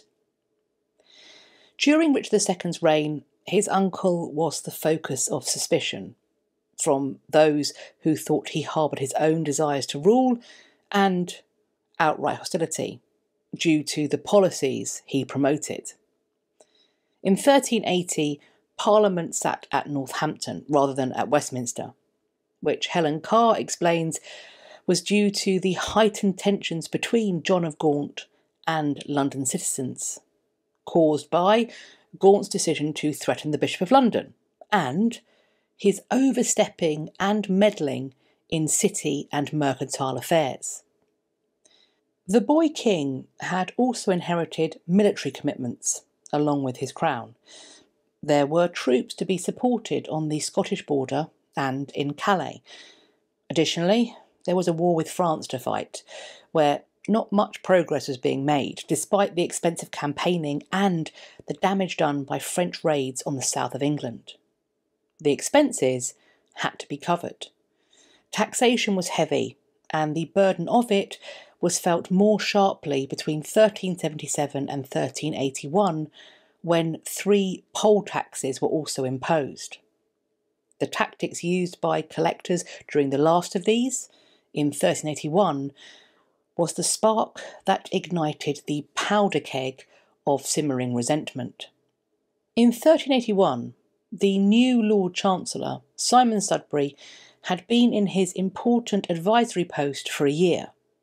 As such, he would come to be viewed as being highly responsible for the terms of the new poll tax, in which every person over the age of 15 was commanded to pay 3 groats, 3 times the amount expected during the poll tax of 1377. This poll tax was not means tested. Rich and poor alike were expected to pay the same whether they could afford it or not. Poll is the arcane word for head, so this was a tax per head, rather than one based on money or property held. In the history of these islands, poll taxes have been a spectacularly poor idea for any government not wanting to incite rebellion. In 1381, the original idea was to collect the poll tax essentially in instalments, with one wave in spring and the next in summer. But Richard II's treasurer had other ideas. Robert Hales demanded the sum be collected all at once. There was large-scale avoidance of the tax, which led to commissioners being dispatched from March 1381 to enforce payment. Many of those being taxed were pushed to violent breaking point, while some of the tax collectors were emboldened by the desperation of some of those that they encountered to take such liberties as to make them and their colleagues even more unpopular. Some bailiffs were run out of town, while others simply refused to enact the collections, as they feared they would be killed. At the end of May, violence erupted. It is reported that justices in Essex were attacked with bows and arrows. The rebellion spread through Essex into Hertfordshire, Cambridgeshire, Suffolk, and Kent. Despite the name, the Peasants' Revolt, and what that might conjure in our minds about the people that were involved, the rebels were far more diverse than is probably imagined. Men and women stood side by side in the rebellion, and I've got a personal connection on this point. I got to represent one of these women, Joanna Farrar, at the Tower of London. I'll insert a picture of me rabble-rousing as her here. Court documents describe her as chief perpetrator and leader of rebellious evildoers from Kent. This uprising was certainly formed of the poorest serfs, those most typically imagined, I would argue, when we hear the word peasant. But they marched beside members of the clergy, bailiffs, landowners, and tenants with land and goods who held manorial offices. There is an ongoing academic investigation that is exploring, among other things, how many of these rebels may have had military experience, with some believed to have been ex-soldiers. The team conducting this research is also interested in how much the militarisation of society contributed to the rising. On the 10th of June, Wat Tyler, who is remembered as the leader of the Kentish rebels, led his group of rebels into Canterbury. As they travelled, they attacked the property of the nobility. They freed prisoners from Rochester Castle. They killed prominent citizens in Canterbury, and they made demands that the hated Archbishop of Canterbury, who was also Lord Chancellor Simon Sudbury, be replaced. Supporters joined the rebels as they moved towards London. On the 12th of June, 1381, the rebels made camp at Blackheath, just southeast of London. It was at Blackheath that the priest John Bull delivered that reputed sermon that I read earlier. The group demanded entry into the City of London. It is believed that the gates were opened by a sympathiser or sympathisers.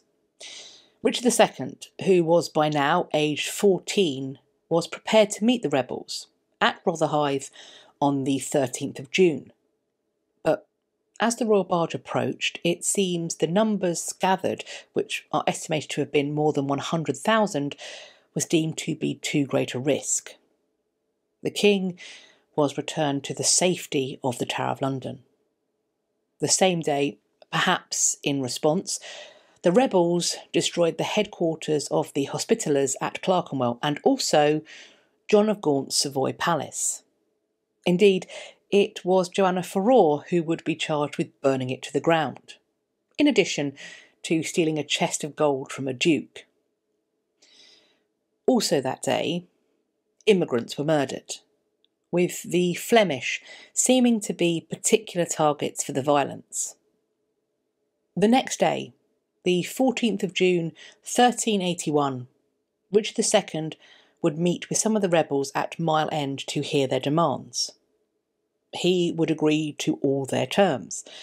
Richard was apparently not the focus of the rebels' fury. They claimed they believed he was surrounded by corrupt and evil councillors who needed to be removed for everyone's sake, King Richard II included. On the same day as the Mile End meeting, a group of armed rebels would breach the Tower of London. In times gone by, the notion of a band of pitchfork-wielding, stinky peasants with, if you watch the historical fiction, about 3 teeth between them and an apparently pathological aversion to using a comb, the thought of them being able to breach one of the most heavily fortified concentric castles ever built was, frankly, laughable. Historical canon had it that, as with the gates of London, someone in the tower must have let them in. Now, according to more recent and ongoing research, we are aware that the rebels were far more diverse than once thought. Additionally, even the poorest peasant is unlikely to have walked to London looking like a human haystack that's been splattered with dung. Plus, skeletal evidence points to medieval people having, for the most part, far better teeth than their descendants from the 16th century and beyond, due to the scarcity of sugar. It is now being suggested, as I mentioned earlier, that ex-soldiers, or those with military experience, were among the rebels. Does this make them capable of breaching the tower in a day? I'd say probably not. But I do wonder if the defences were lifted not only due to sympathy to the cause, but perhaps also from the loyalty that is frequently found among brothers in arms. Once in the tower, the rebels found the king's hated councillors, including the treasurer Robert Hales and the Lord Chancellor Simon Sudbury, who was discovered praying in St John's Chapel in the White Tower. The rebels dragged their quarry from the Tower of London up to Tower Hill, where they were beheaded. The executions of Simon Sudbury and Robert Hales are listed as the first known beheadings on the site that would eventually become so famous for that very punishment. Giving the order for Sudbury's beheading is another act that has been attributed to Joanna Farrar. John of Gaunt's son, Henry Bolingbroke, was, like his cousin King Richard II, also 14 at the time of the uprising, albeit Henry was a few months younger. Richard, as we know, was away from the tower when it was breached. Henry was inside. He was either spared by the rebels or had been exceptionally well hidden. Personally, I am inclined to the well-hidden option. I think that if the rebels had discovered the son of the hated John of Gaunt, they would have beheaded him alongside Hales and Sudbury. Had they done so, he wouldn't have been around to depose his cousin in 1399 and become King Henry IV. The day after the bloodshed of the invasion of the Tower of London, so on the 15th of June 1381, Richard and his followers met the rebels once again, this time at Smithfield. It's unclear precisely what happened in the moments preceding it, but at this meeting, William Walworth, Lord Mayor of London, killed Wat Tyler. At once, Richard II, showing either a kingly demeanour beyond his years, or the kind of arrogant self-belief that would eventually lose him all support, seized the moment. As Wat Tyler fell, Richard addressed the rebels. He is reported to have told them that he would be their leader now. From following him, they would receive all that they sought, which was effectively the end of serfdom. He commanded them away from Smithfield, and eventually they were convinced to begin to return to their homes. All these royal promises were swiftly broken, both the ones made at Mile End and those at Smithfield. Richard is even accused of saying, "Serfs you are, and serfs you will remain, and you will remain in bondage, not as before, but incomparably harsher." In the following months, the rebels were hotly pursued. Many were killed by judicial or military action when they were found. Interestingly, despite the active and violent part that women, like Joanna Farrar, played in the revolt, the records suggest that they were treated with far greater leniency than their male counterparts. Dr. John Ridgard has said that he has found no records of women being executed or punished as harshly during his research on the topic. The men and women of the Peasants' Revolt did not end feudalism, but they must be credited with setting the scene for its decline and eventual abolition. The uprising represented an immense threat to the political stability of England. Those set above were perhaps a little too used to enjoying their rarefied status, a status which came about in large part because they were comparatively few in number. They relied upon a labouring class that outnumbered them. Maybe the revolt showed them, or reminded them, that there would be a risk to being outnumbered. In the early decades of the 12th century, William the Conqueror's fourth son, who was by that point King Henry I, was ruling the dominions left behind by his father. Henry is often named as being the founder of Britain's first zoo. His collection was, however, not housed at the Tower of London. Instead, Henry used the grounds of his manor at Woodstock in Oxfordshire. There, he enclosed the lands around his purpose-built hunting lodge with a wall. And on this site, he is said to have kept an impressive collection of beasts. The chronicler William of Malmsbury wrote that Henry, quote, was extremely fond of the wonders of distant countries, begging with great delight, as I have observed, from foreign kings, lions, leopards, lynxes, or camels, animals which England does not produce. He had a park called Woodstock, in which he used to foster his favourites of this kind. He had placed there also a creature called a porcupine, sent to him by William of Montpellier. There is some suggestion that Henry chose the grounds of his hunting lodge as the ideal place to house these beasts because his intention was to use them for the same purpose. Namely, he wanted to hunt them. It was Henry's great-grandson, King John, who moved the royal menagerie to the Tower of London at the start of the 13th century. Then, in 1235, John's son, who was by then ruling as King Henry III, was given 3 beasts that are described as being leopards. However, as these beasts are said to connect to the animals that are found on the English king's crest, it is thought they might instead have been lions. In either case, these beasts were presented to Henry by the Holy Roman Emperor Frederick II. Frederick II had his own incredibly impressive menagerie, and he made this gift of beasts in the same year that he married Henry's sister, Isabella. Marriages like this, and gifts of exotic beasts, served the same purpose. They were done to forge and strengthen diplomatic relations between two rulers, and it would go on in this way. In 1252, the King of Norway gifted his friend, ally and trading partner Henry with a, quote, white bear, thought likely to have been a polar bear. Apparently, this beast was tethered with a, quote, stout cord. It was then taken out so that it could swim and catch fish in the River Thames.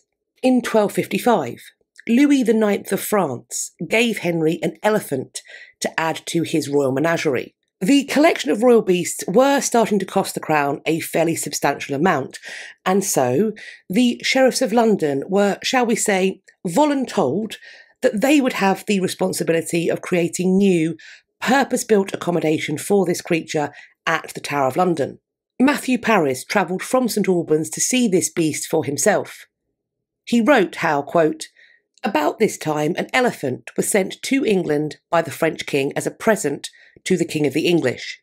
We believe that this elephant was the only elephant ever seen in England, or even in the countries this side of the Alps. Thus people flocked together to see the novel sight." He also asserted that the animal was around 10 years old. It is, however, unclear how he knew this. He stated that it had a rough hide rather than fur, was 10 feet tall, and used its trunk to eat and drink. Paris also drew what he saw. You may notice the very evident knees on display in this image. Paris made a point of noting their presence, as it had previously been believed that elephants did not have knees. Unfortunately for this elephant, the lack of knowledge extended beyond its kneecaps. This elephant's new keepers were utterly unaware of how to care for it properly. They erroneously fed it meat, and in order to ensure its warmth, they gave it a gallon of wine to drink a day. Perhaps unsurprisingly, this elephant died just a couple of years after arriving at the Tower of London. In the next reign, that of Henry III's son, King Edward I, the Tower complex expanded. The outer curtain wall was added, and with it, new royal lodgings. The moat was expanded, sluice gates were put in, and the store of animals was moved to a newly built home at the western entrance to the tower. Edward also added animals to his collection for its new home.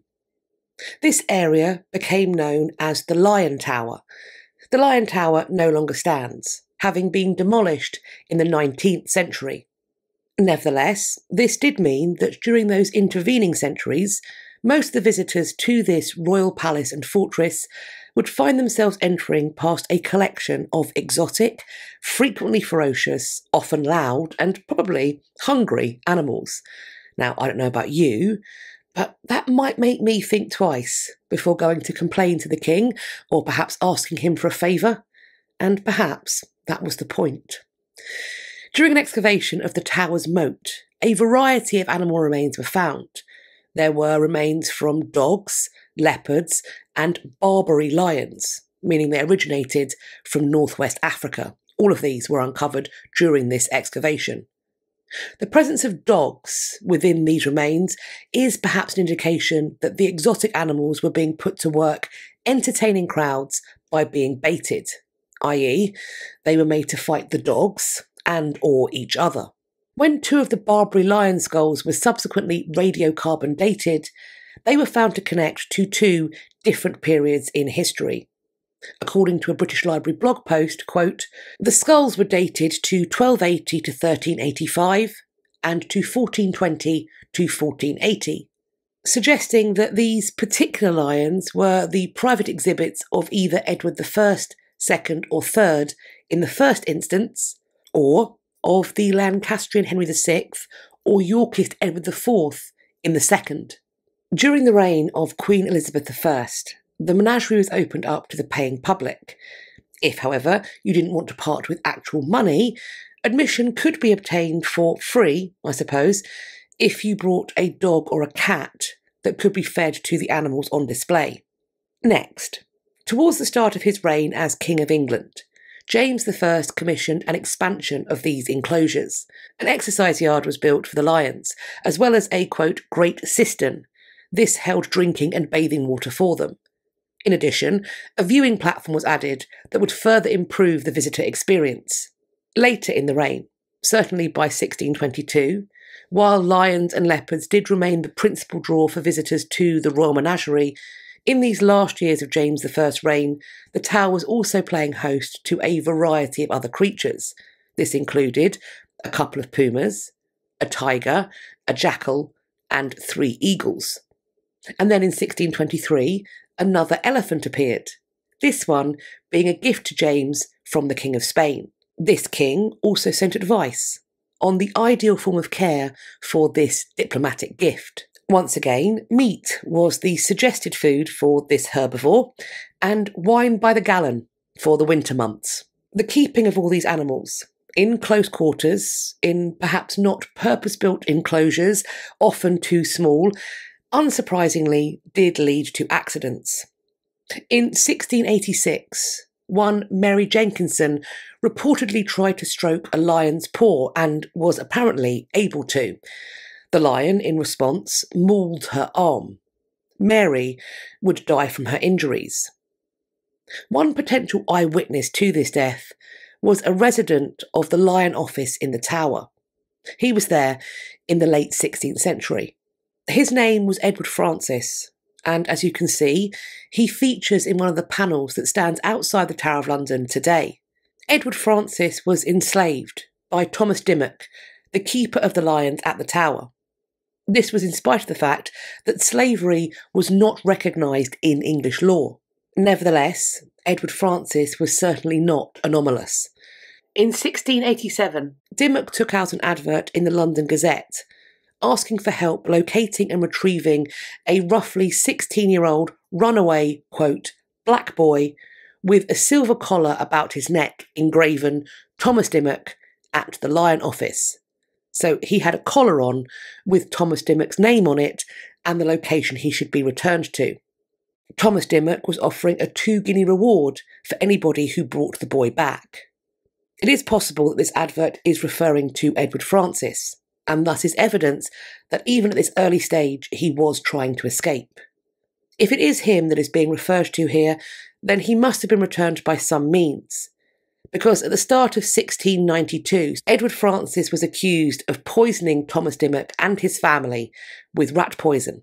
When brought before the Constable of the Tower of London, Edward Francis confessed, stating that his intention had been to make the family sick, perhaps so they would be sufficiently distracted so that he could attempt to escape from them. Edward Francis later confessed that he believed he would be freed if the family died. Dimmock's wife, already a sickly woman, was given poisoned food. She died in 1691. Dimmock then remarried, and Edward Francis apparently continued his campaign of poisoning. Edward Francis was, however, not prosecuted for either murder or for attempted murder. Instead, he was convicted of a misdemeanour, imprisoned and fined.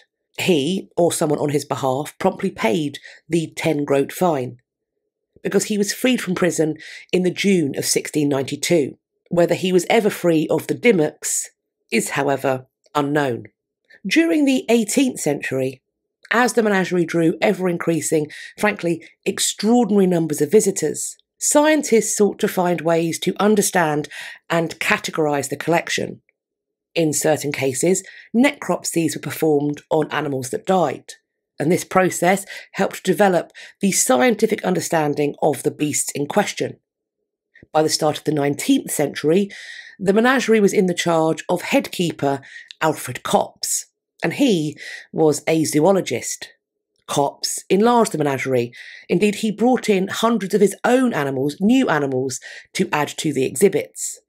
Other animals were born in the tower while he was in charge, and he approached their care and feeding with the scientific knowledge that he had access to. In short, this was probably the very best time to be an animal in the royal menagerie. Copps himself reportedly had a very near miss, though, because he was nearly killed in the coil of a boa constrictor. Indeed, his colleagues had to step in to save his life. The popularity of the Royal Menagerie as a tourist attraction would soon be overshadowed by a few factors. Concerns about the way that animals were being treated, and more generally about animal cruelty as a whole, were firmly entering the public consciousness. So much so that the RSPCA, the Royal Society for the Prevention of Cruelty to Animals, would be founded in 1824. Additionally, the Royal Menagerie was, as it had always been, expensive to maintain. It generated considerable disruption on the site, a site that was also, after all, among other things, an active duty military garrison. The noise, smell, mess and chaos, with animals attacking visitors, tower staff, their families and each other, simply became too much. And so, at the end of 1831, the Constable of the Tower, Arthur Wellesley, Duke of Wellington, arranged for many of the Tower's animals to be transferred to a specialised site in Regent's Park. Today, we know that location as London Zoo. Within a few years, the Tower's menagerie was empty. All of its animals had been rehomed either in zoos or in circuses. Today, the Tower's only official beasts are the ravens, who probably deserve their own video. They still very much rule the roost, pun intended. The yeoman warders and their families who live within the complex do also have their own collection of domestic pets. The Royal Menagerie is memorialised across the Tower of London site through a collection of wire sculptures by the artist Kendra Haste. If you have visited the Tower of London in the last decade or so, then you would have had the chance to spot some of these sculptures. If you did, do you remember what beasts you saw represented there? I think that in many cases, if we were to be asked to think of the time that Anne spent at the Tower of London, then our minds would perhaps naturally be turned to those tragic events of 1536.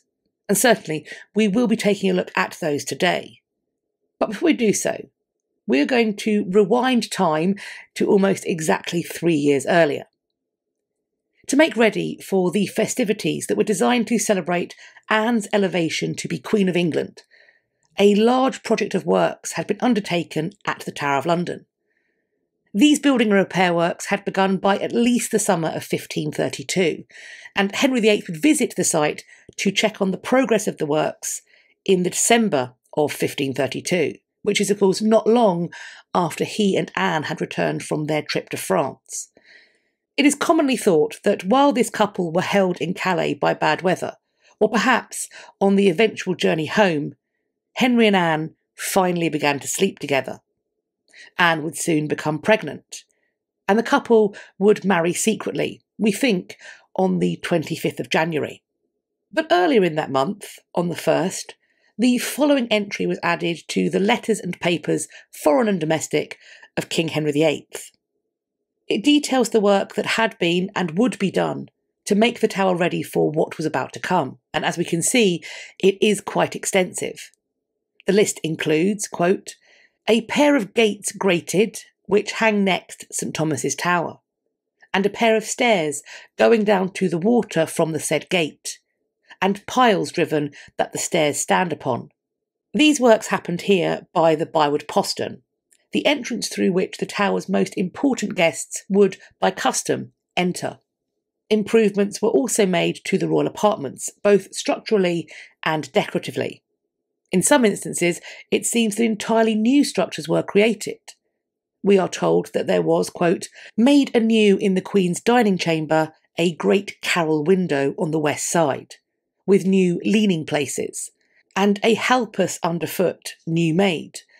A halpus refers to a raised part of the floor, a step, maybe a dais. 2 new leaning places in the window on the east side of the same chamber. A great piece of timber laid over the carrel window to bear the roof with joists, etc. And a halpus, again, that raised part of the floor or a step, which stood before the chimney. A new clerestory. This refers to a series of windows set above to increase the amount of light coming into a room. They were made in the west end of the great chamber, in the entry next to the closet. The breadth of the house, with a penthouse over it for the weather. A partition made between the said entry and chamber, with a clerestory in the upper end and a door to it. A jakes, meaning a privy or a toilet, made in the inner chamber, within the said great chamber, etc. If we take a look at Ivan Lapper's artistic impression of what the Tower complex is believed to have looked like by the end of the reign of King Henry VIII, we can see that there is a large complex of buildings that stand at the south side of the White Tower. All of these buildings have now either disappeared or stand as ruins. The Cold Harbour Gate and Tower is ruined, as is the wall of the inner ward that ran between that and what is now the Wakefield Tower. The Wardrobe Tower also stands as a ruin. The royal lodgings gardens, and Great Hall all leave no trace today. Arguably, the most evident remaining sign of all of the alterations that King Henry VIII commissioned to happen at the Tower of London between 1532 and 1533 can be found in those 4 domes or cupolas that sit at the top of the 4 corners of the White Tower. I think it would have been nearly impossible for anyone who was living or working in or near to the Tower of London to remain unaware of these changes as they were taking place. Of course, during these years in England, change was very much the order of the day. Because it was not only the queens that were being transposed, there was also profound changes afoot in both legal and ecclesiastical matters. And all of these changes were happening at the same time because they had become, in many ways, indivisible from one another. In 1531, Henry was recognised as, quote, the only protector and supreme head of the English church and clergy as far as the law of Christ allows. The next year, following the death of the Archbishop of Canterbury, William Warham, the king selected the reform-minded, Boleyn-favoured Thomas Cranmer as his replacement. And so, Henry's seemingly previously interminable great matter was now able to be swiftly resolved. Cranmer was formally consecrated on the 30th of March. On the 11th of April, so he's working pretty quickly, he wrote to Henry to inform him that his marriage to Catherine of Aragon was a problem, and thus he was going to have to try its validity in the church court. This trial began on the 10th of May.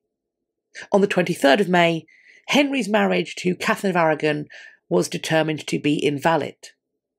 On the 28th of May, his marriage to Anne Boleyn was judged to be legal and true. Now, this timing was tight, because on the very next day, the 29th of May, Anne was rowed from Greenwich to the Tower of London. On this day, the River Thames would have been filled with barges for all of those who were involved in the procession, and presumably a few who just got on the river to have a good look. Each barge would have been decorated to the highest possible and acceptable standard. Equally, those within the barges would have been dressed to impress. For example, the 16th century chronicler Edward Hall described the appearance of, quote, the mayor and his brethren all in scarlet, and such as were knights had collars of S's. Those are those famous S chains of office that we see in portraits. And the remnant having good chains, and the counts of the city with them assembled at St. Mary Hill, and at 1 o'clock descended to the new stair to their barge, which was garnished with many goodly banners and streamers, and richly covered, in which barge were schwalms and shagbushes, and divers other instruments, which continually made goodly harmony. This was designed to be a spectacle. According to Hall, there was, quote, a foist or wafter full of ordnance, in which foist was a great dragon continually moving and casting wildfire, and round about the said foist stood terrible monsters and wild men casting fire and making hideous noises. On the left hand of the mayor was another foist, in the which was a mount, and on the same stood a white falcon crowned upon a rote of gold, environed with white roses and red, which was the Queen's device. About which mount sat virgins, singing and playing sweetly. Next after the mayor followed his fellowship, the haberdashers. Next after them, the mercers, then the grocers, and so every company in his order. And last of all, the mayor's and sheriff's officers. Every company having melody in his barge by himself, and goodly garnished with banners, and some garnished with silk, and some with arras, and rich carpets, which was a goodly sight to behold. Hall's account continues, quote, at 3 o'clock, the Queen appeared in rich cloth of gold, and entered into her barge, accompanied with divers ladies and gentlewomen, and incontinent the citizens set forwards in their order. Now, I'm assuming that the use of incontinent in this period had a rather different meaning to the one that it does now, otherwise it would have presumably created quite a mess. I'm assuming it means something on the lines of and together, or and in order, and one after another, perhaps in concert, the citizens set forwards in their order. Their minstrels continually playing, and the bachelor's barge going on the Queen's right hand, which she took great pleasure to behold. About the Queen's barge were many noblemen, as the Duke of Suffolk, the Marquis Dorset, the Earl of Wiltshire, her father, the Earls of Arundel, Derby, Rutland, Worcester, Huntingdon, Sussex, Oxford, and many bishops and noblemen, every one in his barge, which was a goodly sight to behold. She, thus being accompanied, rode toward the Tower, and in the meanway the ships which were commanded to lie on the shore for letting of the barges shot divers peals of guns, and, or she landed, there was a marvellous shot out of the Tower as ever was heard there. And at her landing there met with her the Lord Chamberlain, with the officers of arms, and brought her to the King, which received her with loving countenance at the postern by the waterside, and kissed her. And then she turned back again, and thanked the mayor and the citizens with many goodly words, and so entered into the Tower. This was Anne's, and for that matter Henry's, moment of triumph. Clearly, they were keen to proclaim the fact, both visually and also audibly. Although today the River Thames continues to draw the interest of Londoners and visitors alike, when Anne was part of this procession on that river, the Thames was the quickest and arguably the safest way to move between places in London, particularly between the palaces and noble houses that were dotted along the river's edge. People would have taken notice of there being just one richly decorated barge, and here there is a cavalcade of them. Add to that the music and the cannon fire that accompanies this procession, plus the works that have been going on at the Tower in the run-up to it. I would imagine that Henry's decision to greet Anne on the wharf, to kiss her and then lead her into the Tower would have had a fair few eyes upon it, which I'm guessing was probably the point. I do, however, find myself wondering what those witnesses might have made of what they saw. Was it the talk of workshops, alehouses, and even the dinner tables in the surrounding areas? In this regard, Hall tells us, quote, "But for to speak of the people that stood on every shore to behold the sight, he that saw it would not believe it." I find that particular quotation tantalising. Is it meant to be read as a positive or a negative thing? Those who saw it would not believe it. Is that a good thing or a bad thing? Henry and Anne, like their monarchical predecessors, I think recognised the propaganda of the Tower of London site. For centuries it has been, and arguably continues to be, a key part in the shaping of our national narrative or narratives. It is clear that William the Conqueror recognised this towards the start of the Tower site as we know it, as he took to using cutting-edge technology to construct his tower. He did so before the eyes of a no doubt awestruck population, a population that William was looking to rule over. William is showing the people that are living in the single-storey dwellings around the Tower, and indeed around the country, that although the Normans might be outnumbered, and they certainly were not to be underestimated. There was now a new system to follow. This Tower announced it, and it was going to be hard, if not impossible, for anyone to gainsay it. I would say that through this 16th century display, Henry VIII is doing something very similar to his Norman predecessors. He has recognised the propaganda value of the Tower of London complex, and he is using it to tell London, and in turn the wider country, that there was now a new queen, but not just a new queen, because, of course, Henry has rewritten reality.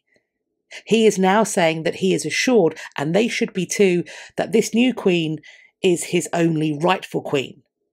What had occurred before was nothing more than a mistake. Just as had occurred with the Normans, there was now a new system in operation, and Henry's people, his subjects, had better get used to it. Anne and Henry stayed in the refurbished royal apartments. They celebrated together in the Great Hall.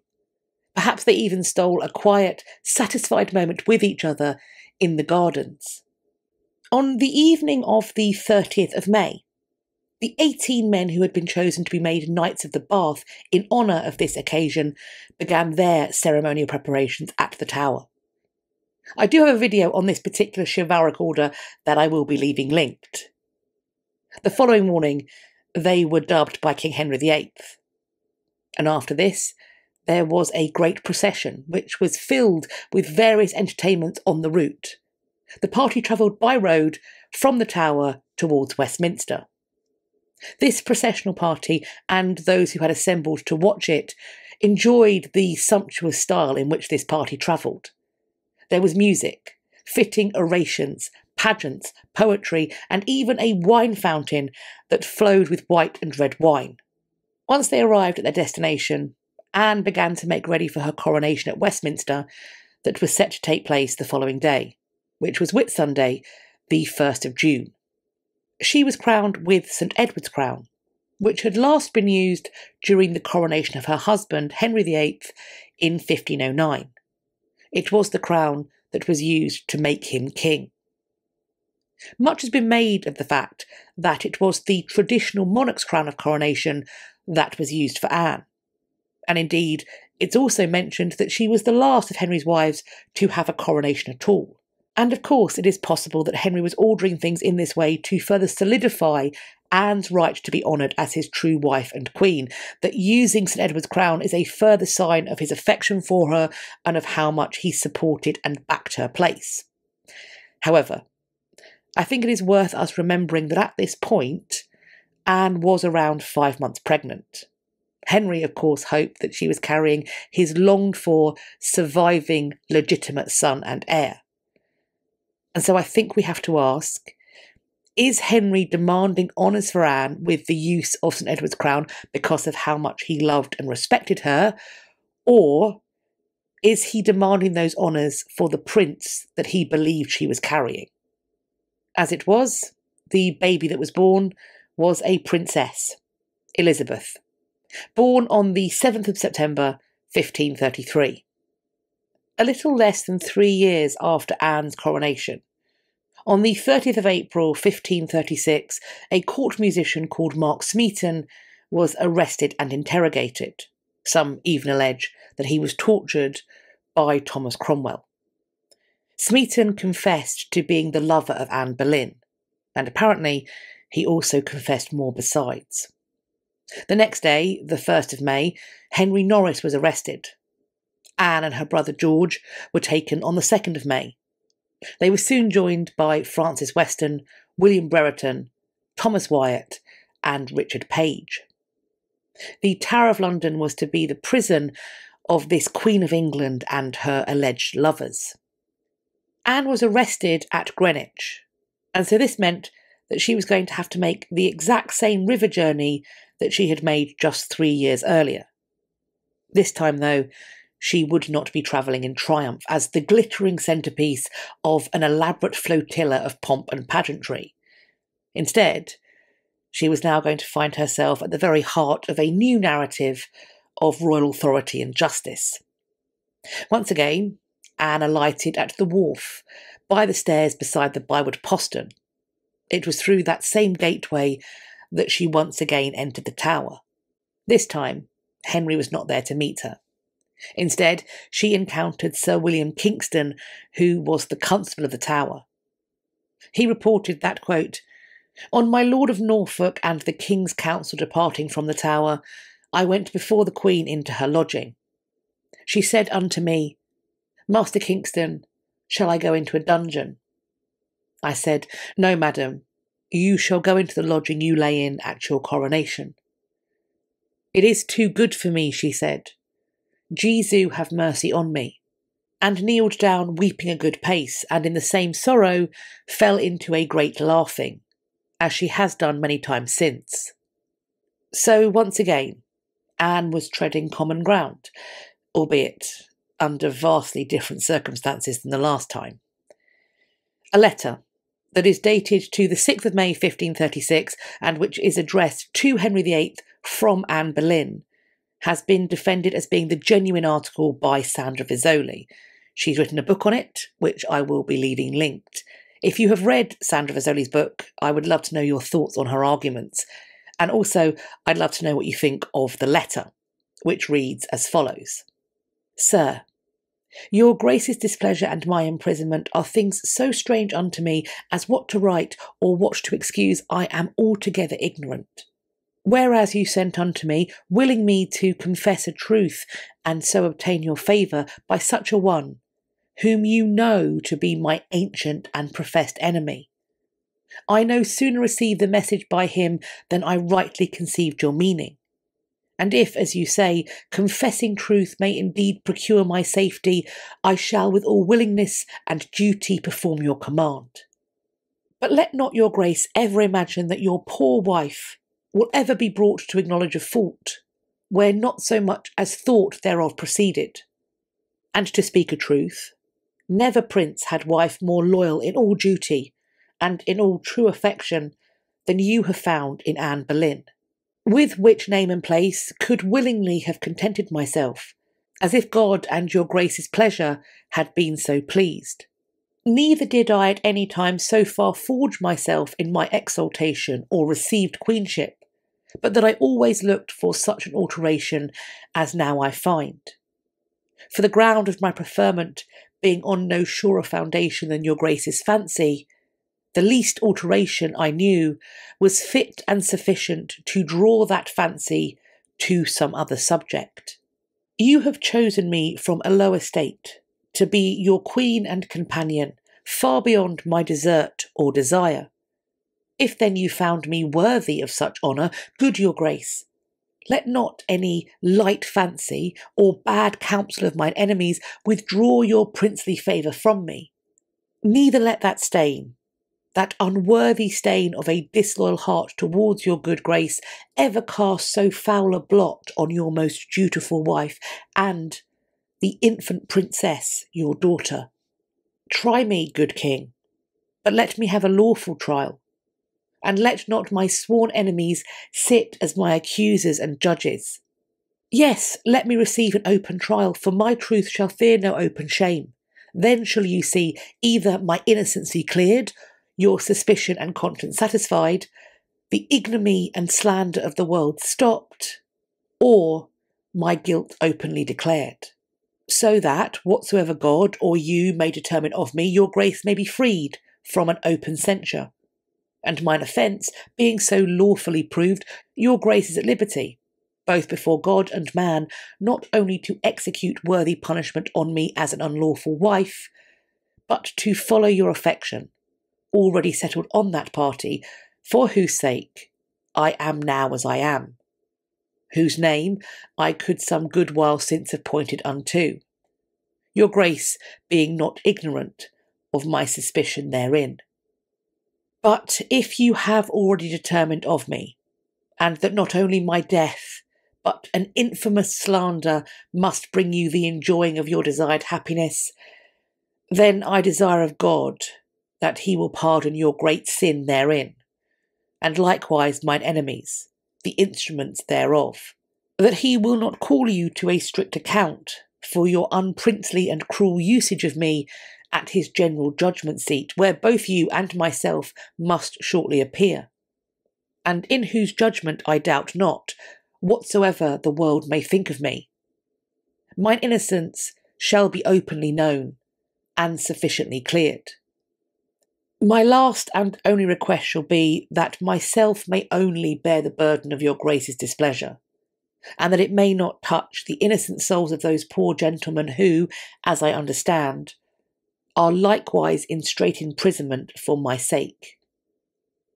If I have ever found favour in your sight, if the name of Anne Boleyn hath been pleasing to your ears, then let me obtain this request, and I will so leave to trouble your Grace any further, with mine earnest prayers to the Trinity to have your Grace in his good keeping, and to direct you in all your actions.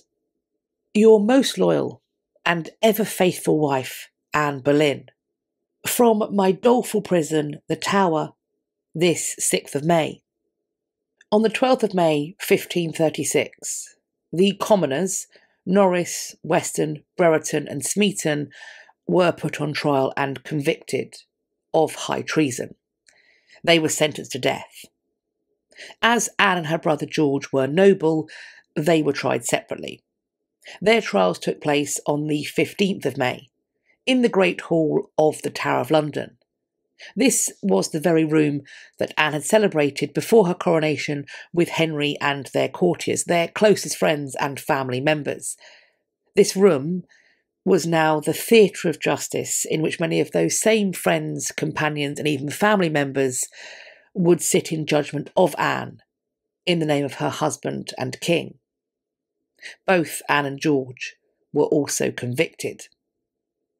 The Treason Act of 1351 asserts that treason may be, quote, compassing the death of the king, queen, or their eldest son, violating the queen, or the king's eldest daughter unmarried, or his eldest son's wife, levying war, adhering to the king's enemies, killing the chancellor, treasurer, or judges in execution of their duty.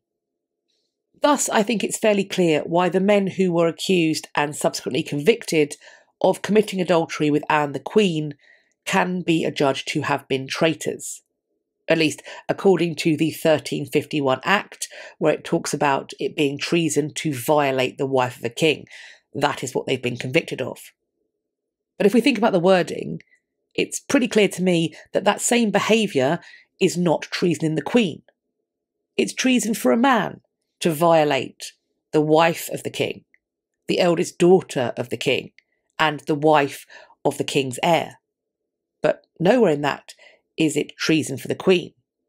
And indeed, it wasn't treason for a queen to behave in this way, at least not at that point. So then, if Anne is a traitor, what form did her treason take? It was reported that while Anne was questioning Henry Norris about his delay in marrying Anne's cousin Margaret Shelton, Anne turned to him and said, quote, "You look for dead men's shoes, for if aught came to the king but good, you would look to have me." And just like that, she could be accused of having imagined the king's death.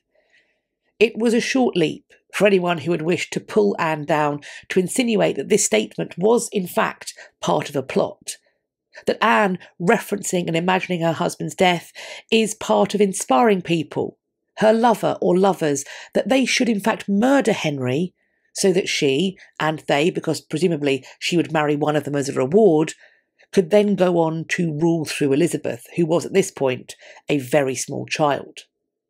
The men who had been tried and convicted for their alleged indiscretions with the Queen were all executed on Tower Hill on the 17th of May, 1536.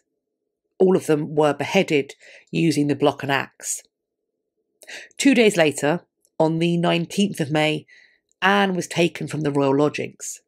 She was escorted to the scaffold that had been erected within the tower for the purpose. Henry had arranged for a swordsman to come and end the life of the woman that he had apparently once been so besotted with. Some have read this as Henry's final act of kindness towards Anne, because the sword was thought to be a cleaner and more accurate means of execution, and for the most part it does appear that that is borne out by the available evidence. An execution by sword is more likely to be finished, so to speak, in one blow. It is less likely that Anne would suffer through this means of execution.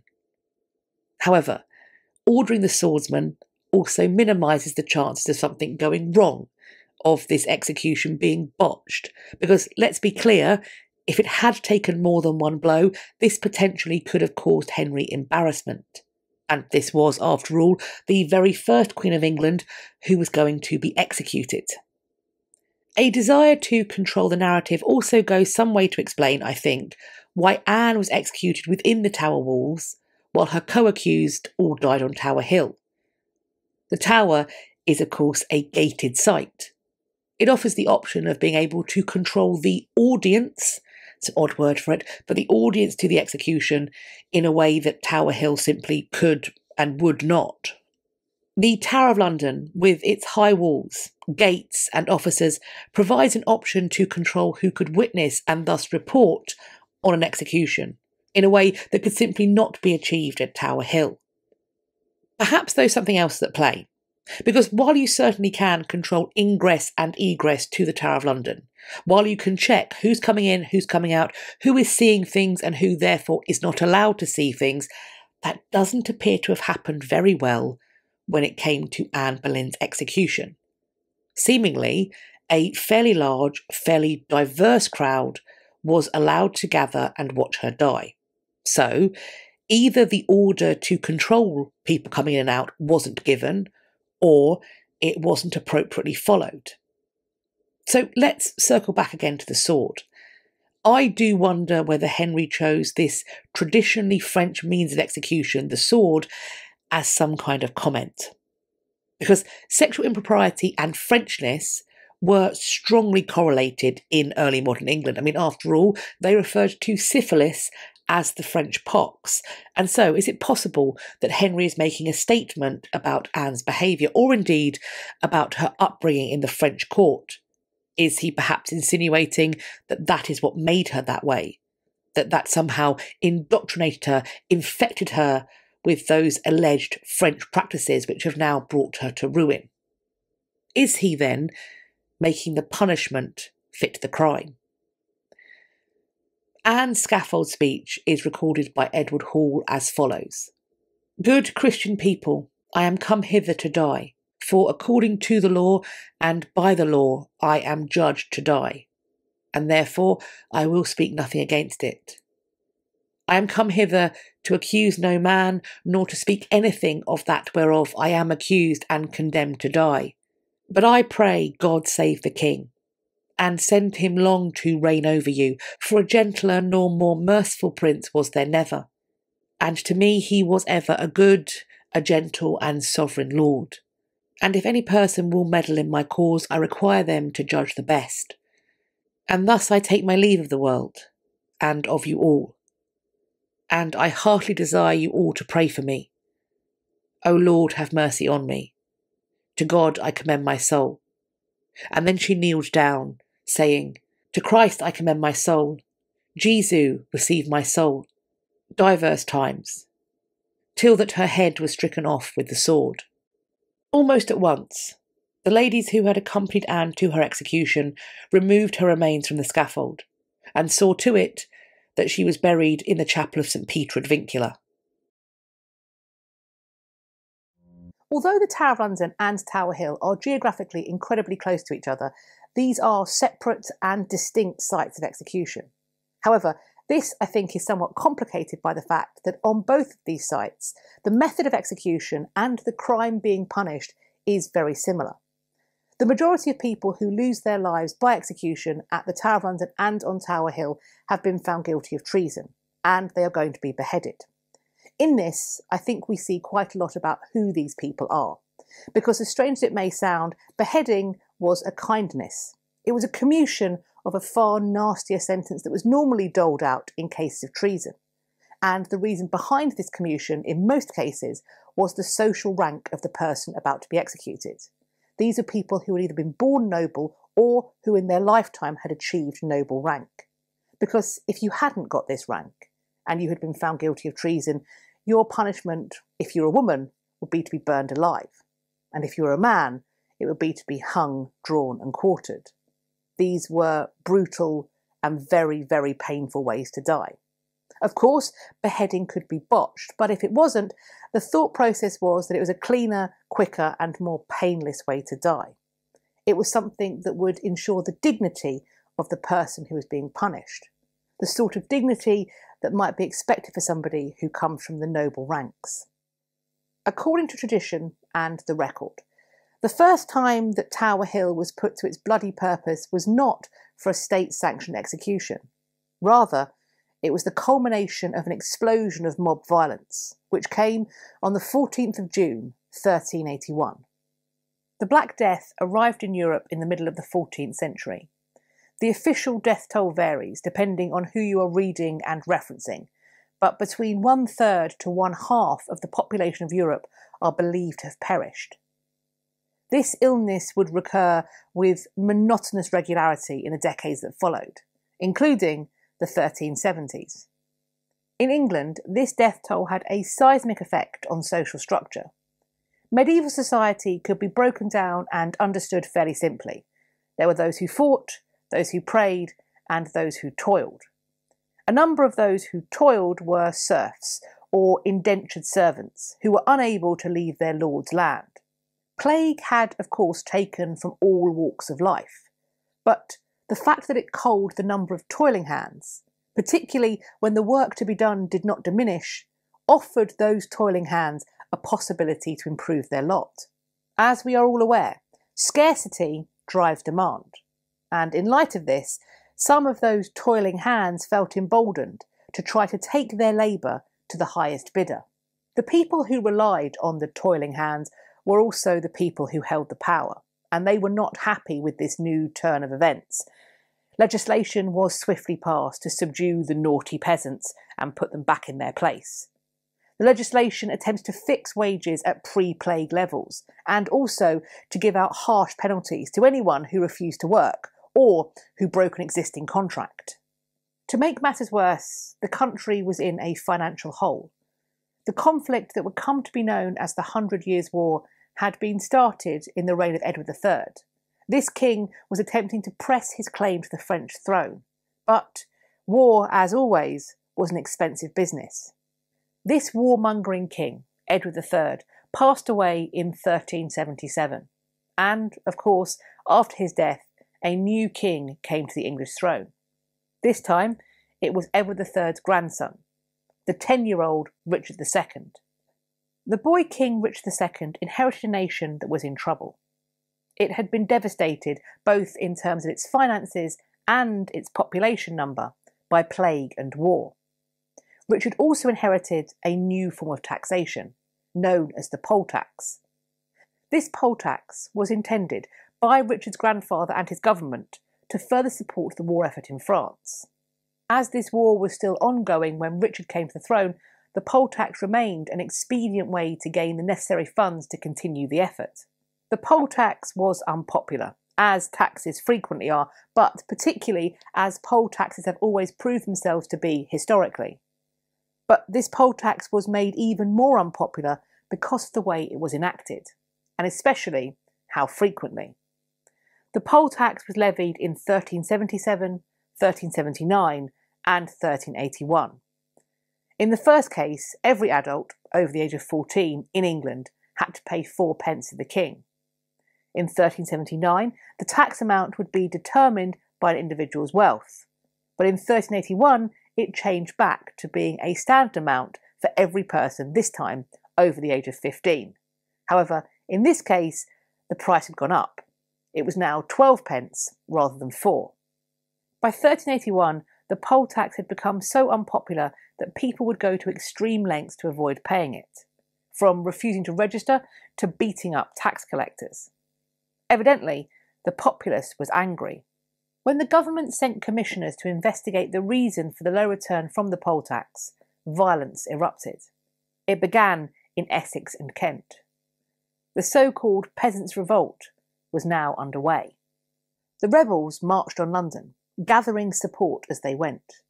They claimed that they intended to seek redress for the wrongs they believed the state had done to them. Richard II was just 14 years old, but fortunately he had a selection of counsellors around him, and they were apt to be blamed for the perceived evils perpetrated by the regime. The story goes that on the 14th of June 1381, the rebels found a way to get inside the indomitable defences of that concentric castle of the Tower of London. We are told they found a way to breach. I think it's more likely that someone allowed them in.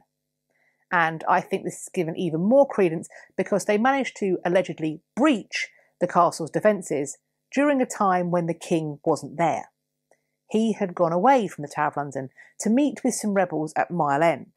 However, Richard II had helpfully left behind some of his most hated advisers, including Simon of Sudbury, the Archbishop of Canterbury and Lord Chancellor of England, and Sir Robert Hales, the Lord High Treasurer. The rebels found these men, and they dragged them from the Tower, up to Tower Hill. On Tower Hill, these men were beheaded. Reportedly, it took 8 blows in the case of Sudbury. These beheadings are reported to be the first of many that took place on this site. In the case of Sudbury, his severed head was eventually removed to his hometown, and there it remains, in the keeping of St Gregory's Church, Sudbury. The first state-sanctioned beheading on Tower Hill happened 7 years after the killings of the Peasants' Revolt. It was done at the behest of the so-called Merciless Parliament, which was a feature of the late 1380s. During this period, Richard II's royal authority had been revoked, and a period of rule by a regency of nobles had begun. Tower Hill's first state-sanctioned victim was Sir Simon Burley. He was impeached for treason and beheaded on Tower Hill in 1388. Between 1388 and 1780, 93 people are confirmed to have been beheaded at the adjacent sites of Tower Hill and the Tower of London. Of these, only 7 occurred in the Tower itself. This is, of course, not including the other deaths that occurred within the Tower, some of them far more subtle, apparently from grief or displeasure. Usually, grief or displeasure is a euphemism for smothering, starving, or a whack to the back of the head. Of the 7 beheadings known to have occurred within the Tower of London, the first was not a public one, and it certainly hadn't followed a trial. Instead, it was the summary and highly suspect execution of William Lord Hastings in 1483. This killing of Hastings may have come about because Richard, Duke of Gloucester, thought that he would oppose him in usurping the throne from his nephews to become Richard III. However, some argue that Richard was justified, because Hastings may have been plotting against Richard's life and his role as protector. The first public execution to take place in the Tower of London was that of Anne Boleyn on the 19th of May, 1536. Next came Margaret Pole, Countess of Salisbury, who was executed in the Tower on the 27th of May, 1541. The following year, on the 13th of February, 1542, Catherine Howard and Jane Boleyn, Lady Rochford, were both beheaded in the Tower.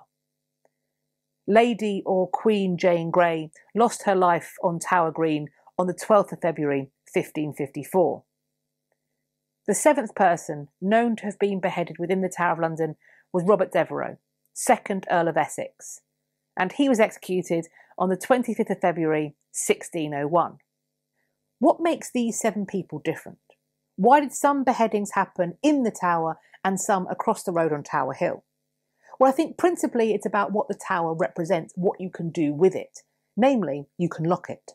You can control ingress and egress from the site. You can say who comes in and who goes out. Therefore, you can vet and also limit the eyes for this public spectacle. Of these 7 people known to have been beheaded within the Tower of London, 5 are female. So, is sex a deciding factor on where you get beheaded? Perhaps. However, it's worth remembering that in the case of these particular women, they also had a great deal of proximity to the throne, either by marriage, service, or by their own bloodline. And I would say that this probably had as much, if not more, to do with it. These women all had a royal profile, and therefore maintaining their dignity through a degree of privacy may have been seen as being paramount. Sometimes beheadings didn't go to plan. They could be botched. And if it went wrong, if it took more than one blow, as it did in the case of Margaret Pole, being able to limit the number of people and even barring foreign dignitaries and diplomats from seeing it made sense. By doing so, perhaps the Crown could vainly hope that any mistake on the part of their executioner, any clumsiness and therefore any perception of their own cruelty, might not be reported too widely abroad. Equally, limiting who could see an execution could also be valuable if the person being executed had a significantly high profile. Controlling the number of people who could witness an execution of somebody popular, like Robert Devereux, might avoid a potential riot from breaking out, or at least so it was thought. Justice must be seen to be done, but clearly not by everybody who might hope to take a look.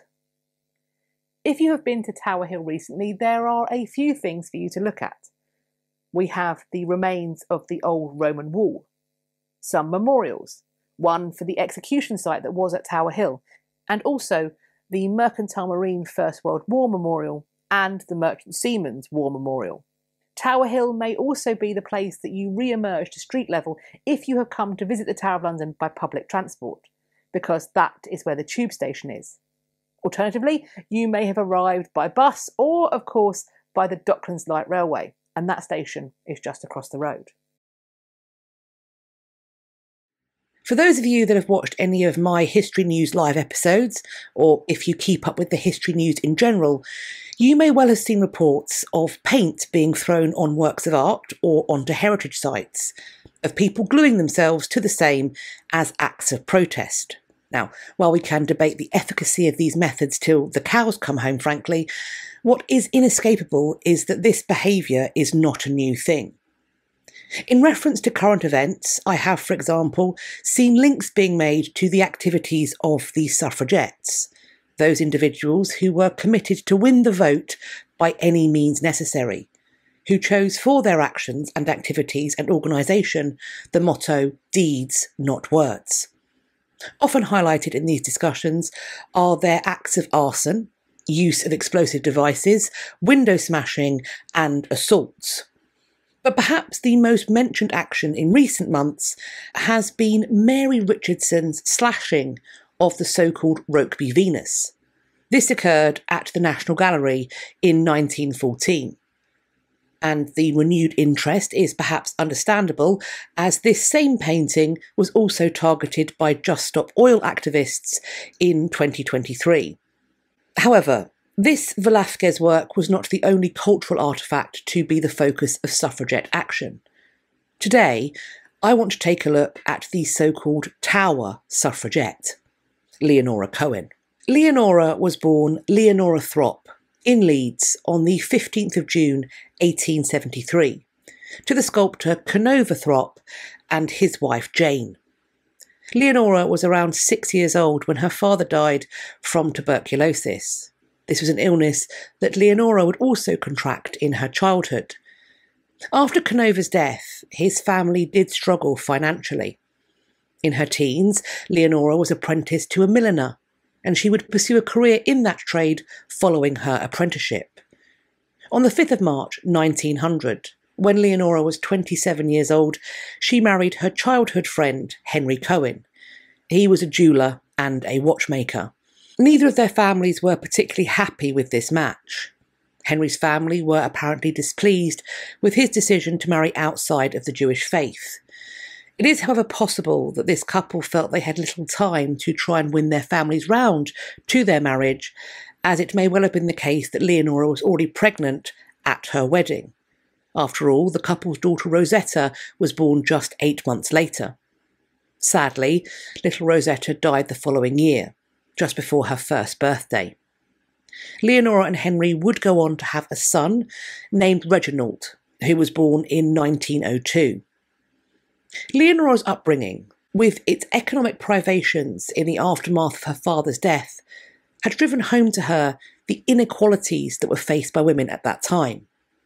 Her mother had worked as a seamstress, but due to her sex, she was paid significantly less than men who were doing the same work. When Leonora was interviewed in later years, she stated that, quote, "Life was hard. My mother would say, 'Leonora, if only we women had a say in things,' but we hadn't. A drunken lout of a man opposite had a vote simply because he was a male. I vowed I'd try to change things." And so, Leonora became involved with the Women's Social and Political Union. From this point on, I will refer to this organisation by its familiar acronym, the WSPU. The WSPU had been founded in Manchester by the Pankhursts in 1903. In 1909, Leonora was selling WSPU newspapers in Leeds. Her husband's business was doing well. Her son was away at boarding school, and both of these factors offered Leonora the opportunity to throw herself into the fight for equal franchise. Before long, she would show that she fully supported the WSPU's more militant and direct actions. On the 22nd of November 1911, Leonora was one of a number of suffragettes that smashed the windows of government buildings during the WSPU protests in London. At her trial for malicious damage, she would defend herself. She was, however, convicted and sent to Holloway Prison for 7 days. She was not deterred by this experience. If anything, it only spurred her on to further dedication to her cause. She joined Emmeline Pankhurst's bodyguard. This is not only a sign that she was trusted in this organisation, but also that she was recognised as being in good physical condition and adept at martial arts and or self-defence. I would like to make a video on this group, the bodyguard, and their training, if that is something that would be of interest. If it is, please do let me know. The WSPU did not simply value Leonora for her physical capabilities. On the 23rd of January 1913, she was part of a deputation to Parliament. She delivered a rousing and emotive speech on the plight of women. Diane Drummond explains that she spoke in particular, quote, of the haunted existence of the poorly paid tailoresses in Leeds, which gained the sympathy of the Chancellor of the Exchequer, David Lloyd George. In spite of this, political prevarication regarding the requested changes to voting access would continue. Prime Minister Herbert Asquith became a particular focus of suffragette anger due to these continued delays. Leonora decided to find an outlet for her frustrations by staging an attention-grabbing direct action of her own, one that would earn her the moniker of Tower Suffragette. On the 1st of February 1913, Leonora entered the Tower of London and made her way to the Upper Wakefield Tower, where the crown jewels were on display at that time. Her visit to this room coincided with that of a group of schoolchildren, and it is believed that she attracted less attention as it was thought that she was a schoolteacher who was accompanying the group. Before anyone could intervene, Leonora drew out an iron bar that she had hidden in her coat for the purpose. She threw it at the glass casing that was protecting the insignia of the Order of Merit. She had wrapped the bar with a message, quote, "Jewel House, Tower of London, my protest to the government for its refusal to enfranchise women, but continues to torture women prisoners. Deeds, not words. Leonora Cohen." The reverse of this label read, quote, "Votes for Women. 100 years of constitutional petition, resolutions, meetings and processions have failed." At once, yeoman warders seized her. She was once again arrested and charged with malicious damage. Again, she would defend herself in court. A technicality would see her being discharged on this occasion, though. It had been alleged that she had caused damage in excess of £5, and she argued, seemingly successfully, that it did not amount to that. The jury could not reach a verdict, and so she was acquitted. The government were concerned that Leonora's actions might inspire others, and so they ordered the temporary closure of the Tower of London, Hampton Court Palace, Kensington Palace, Kew Palace and Holyrood Palace. In May 1913, Leonora addressed open-air meetings at the Leeds Miners' Institute and also on Woodhouse Moor. While doing so, she reportedly asserted that, quote, "We are not going to get 6 weeks for asking questions.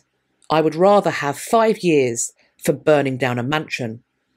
I say every woman in our union is ready for anything that may come along. Arson, pillar boxes, windows, or anything." A few days later, on the 14th of May 1913, Leonora was tried at Leeds Magistrates Court for uttering these words. It was alleged they amounted to inciting malicious damage. It was claimed that her words had led to actual moments of direct action in Leeds. She challenged this assertion while she was defending herself. Ultimately, 2 sureties of £50 were demanded from her. This was something that her husband provided.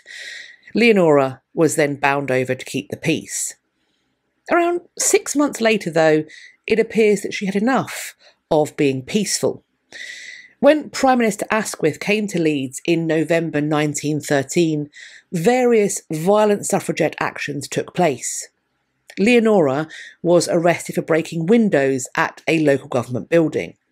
On this occasion, she was charged with willful damage and was imprisoned in Armley Jail. There, she went on both a hunger and a thirst strike. This led to a rapid decline in her health. Indeed, she got so sick so quickly that she was promptly released under the so-called Cat and Mouse Act. Her release came on the 1st of December 1913. Her husband Henry wrote to the Home Office saying that if they rearrested Leonora, they would be responsible for her death. She was not rearrested. She was, however, awarded the WSPU Hunger Strike Medal in recognition of her bravery. In later years, Leonora said of Henry, quote, "I am afraid I was a terrible worry to my husband. He was the most patient, kind, and understanding." This affection was seemingly mutual. Henry died in 1949. In his will, he wrote of Leonora that, quote, "I have lived in perfect appreciation of all her loving and unselfish devotion throughout our happy life together. My love for her has been the one perfect happiness that life has given to me. And I leave my son the solemn duty of taking my place, to make her declining years happy and comfortable, as she deserves of us both." The year after her imprisonment, in 1914, Leonora's family, including her mother, moved to Harrogate and opened a boarding house. At this boarding house, she protected fellow suffragette Lillian Lenton and helped her to evade arrest. The boarding house would be targeted by anti-suffrage groups. They would stone it. Leonora's mother would be hurt when a WSPU meeting in Harrogate was attacked by a similar anti-suffrage mob. Of course, 1914 also saw the outbreak of the First World War. Leonora became a lathe operator at a munitions factory in Leeds, and this drew her towards union activity. She joined the General and Municipal Workers' Union. She organised petitions and a 3-day strike. She became the first female trade union member of the National Munitions Advisory Board. This was following her election to the role of Leeds District Organiser for the General and Municipal Workers' Union. In 1918, after the war, the vote was extended to some women. Leonora's work in the labour movement continued, as did her efforts to further the place of women in society. In 1922, she became the chair of the Women's Subcommittee for the Leeds Local Employment Committee, providing training for unemployed young women in that city. She also became a Justice of the Peace, making her one of the first women to hold that position. In 1923, she was part of a committee that was tasked by the Ministry of Labour with investigating the supply of domestic servants. She became president of the Leeds Trade and Labour Council, and then, in 1926, she took up the presidency of the Yorkshire Federation of Trades Councils. She was the first woman to fill either of these roles. In 1928, her work was recognised when she received an OBE. Leonora worked into her early 90s. In the intervening years, her realms of interest expanded. In the 1930s, for example, she was advocating for reforestation as a means to protect the environment. In later decades, she did find herself at odds with the positions of second-wave feminists, and she would become the president of the North Wales Society for the Protection of the Unborn Child. Leonora Cohen died at the age of 105 in 1978. Her obituary was published in the Times.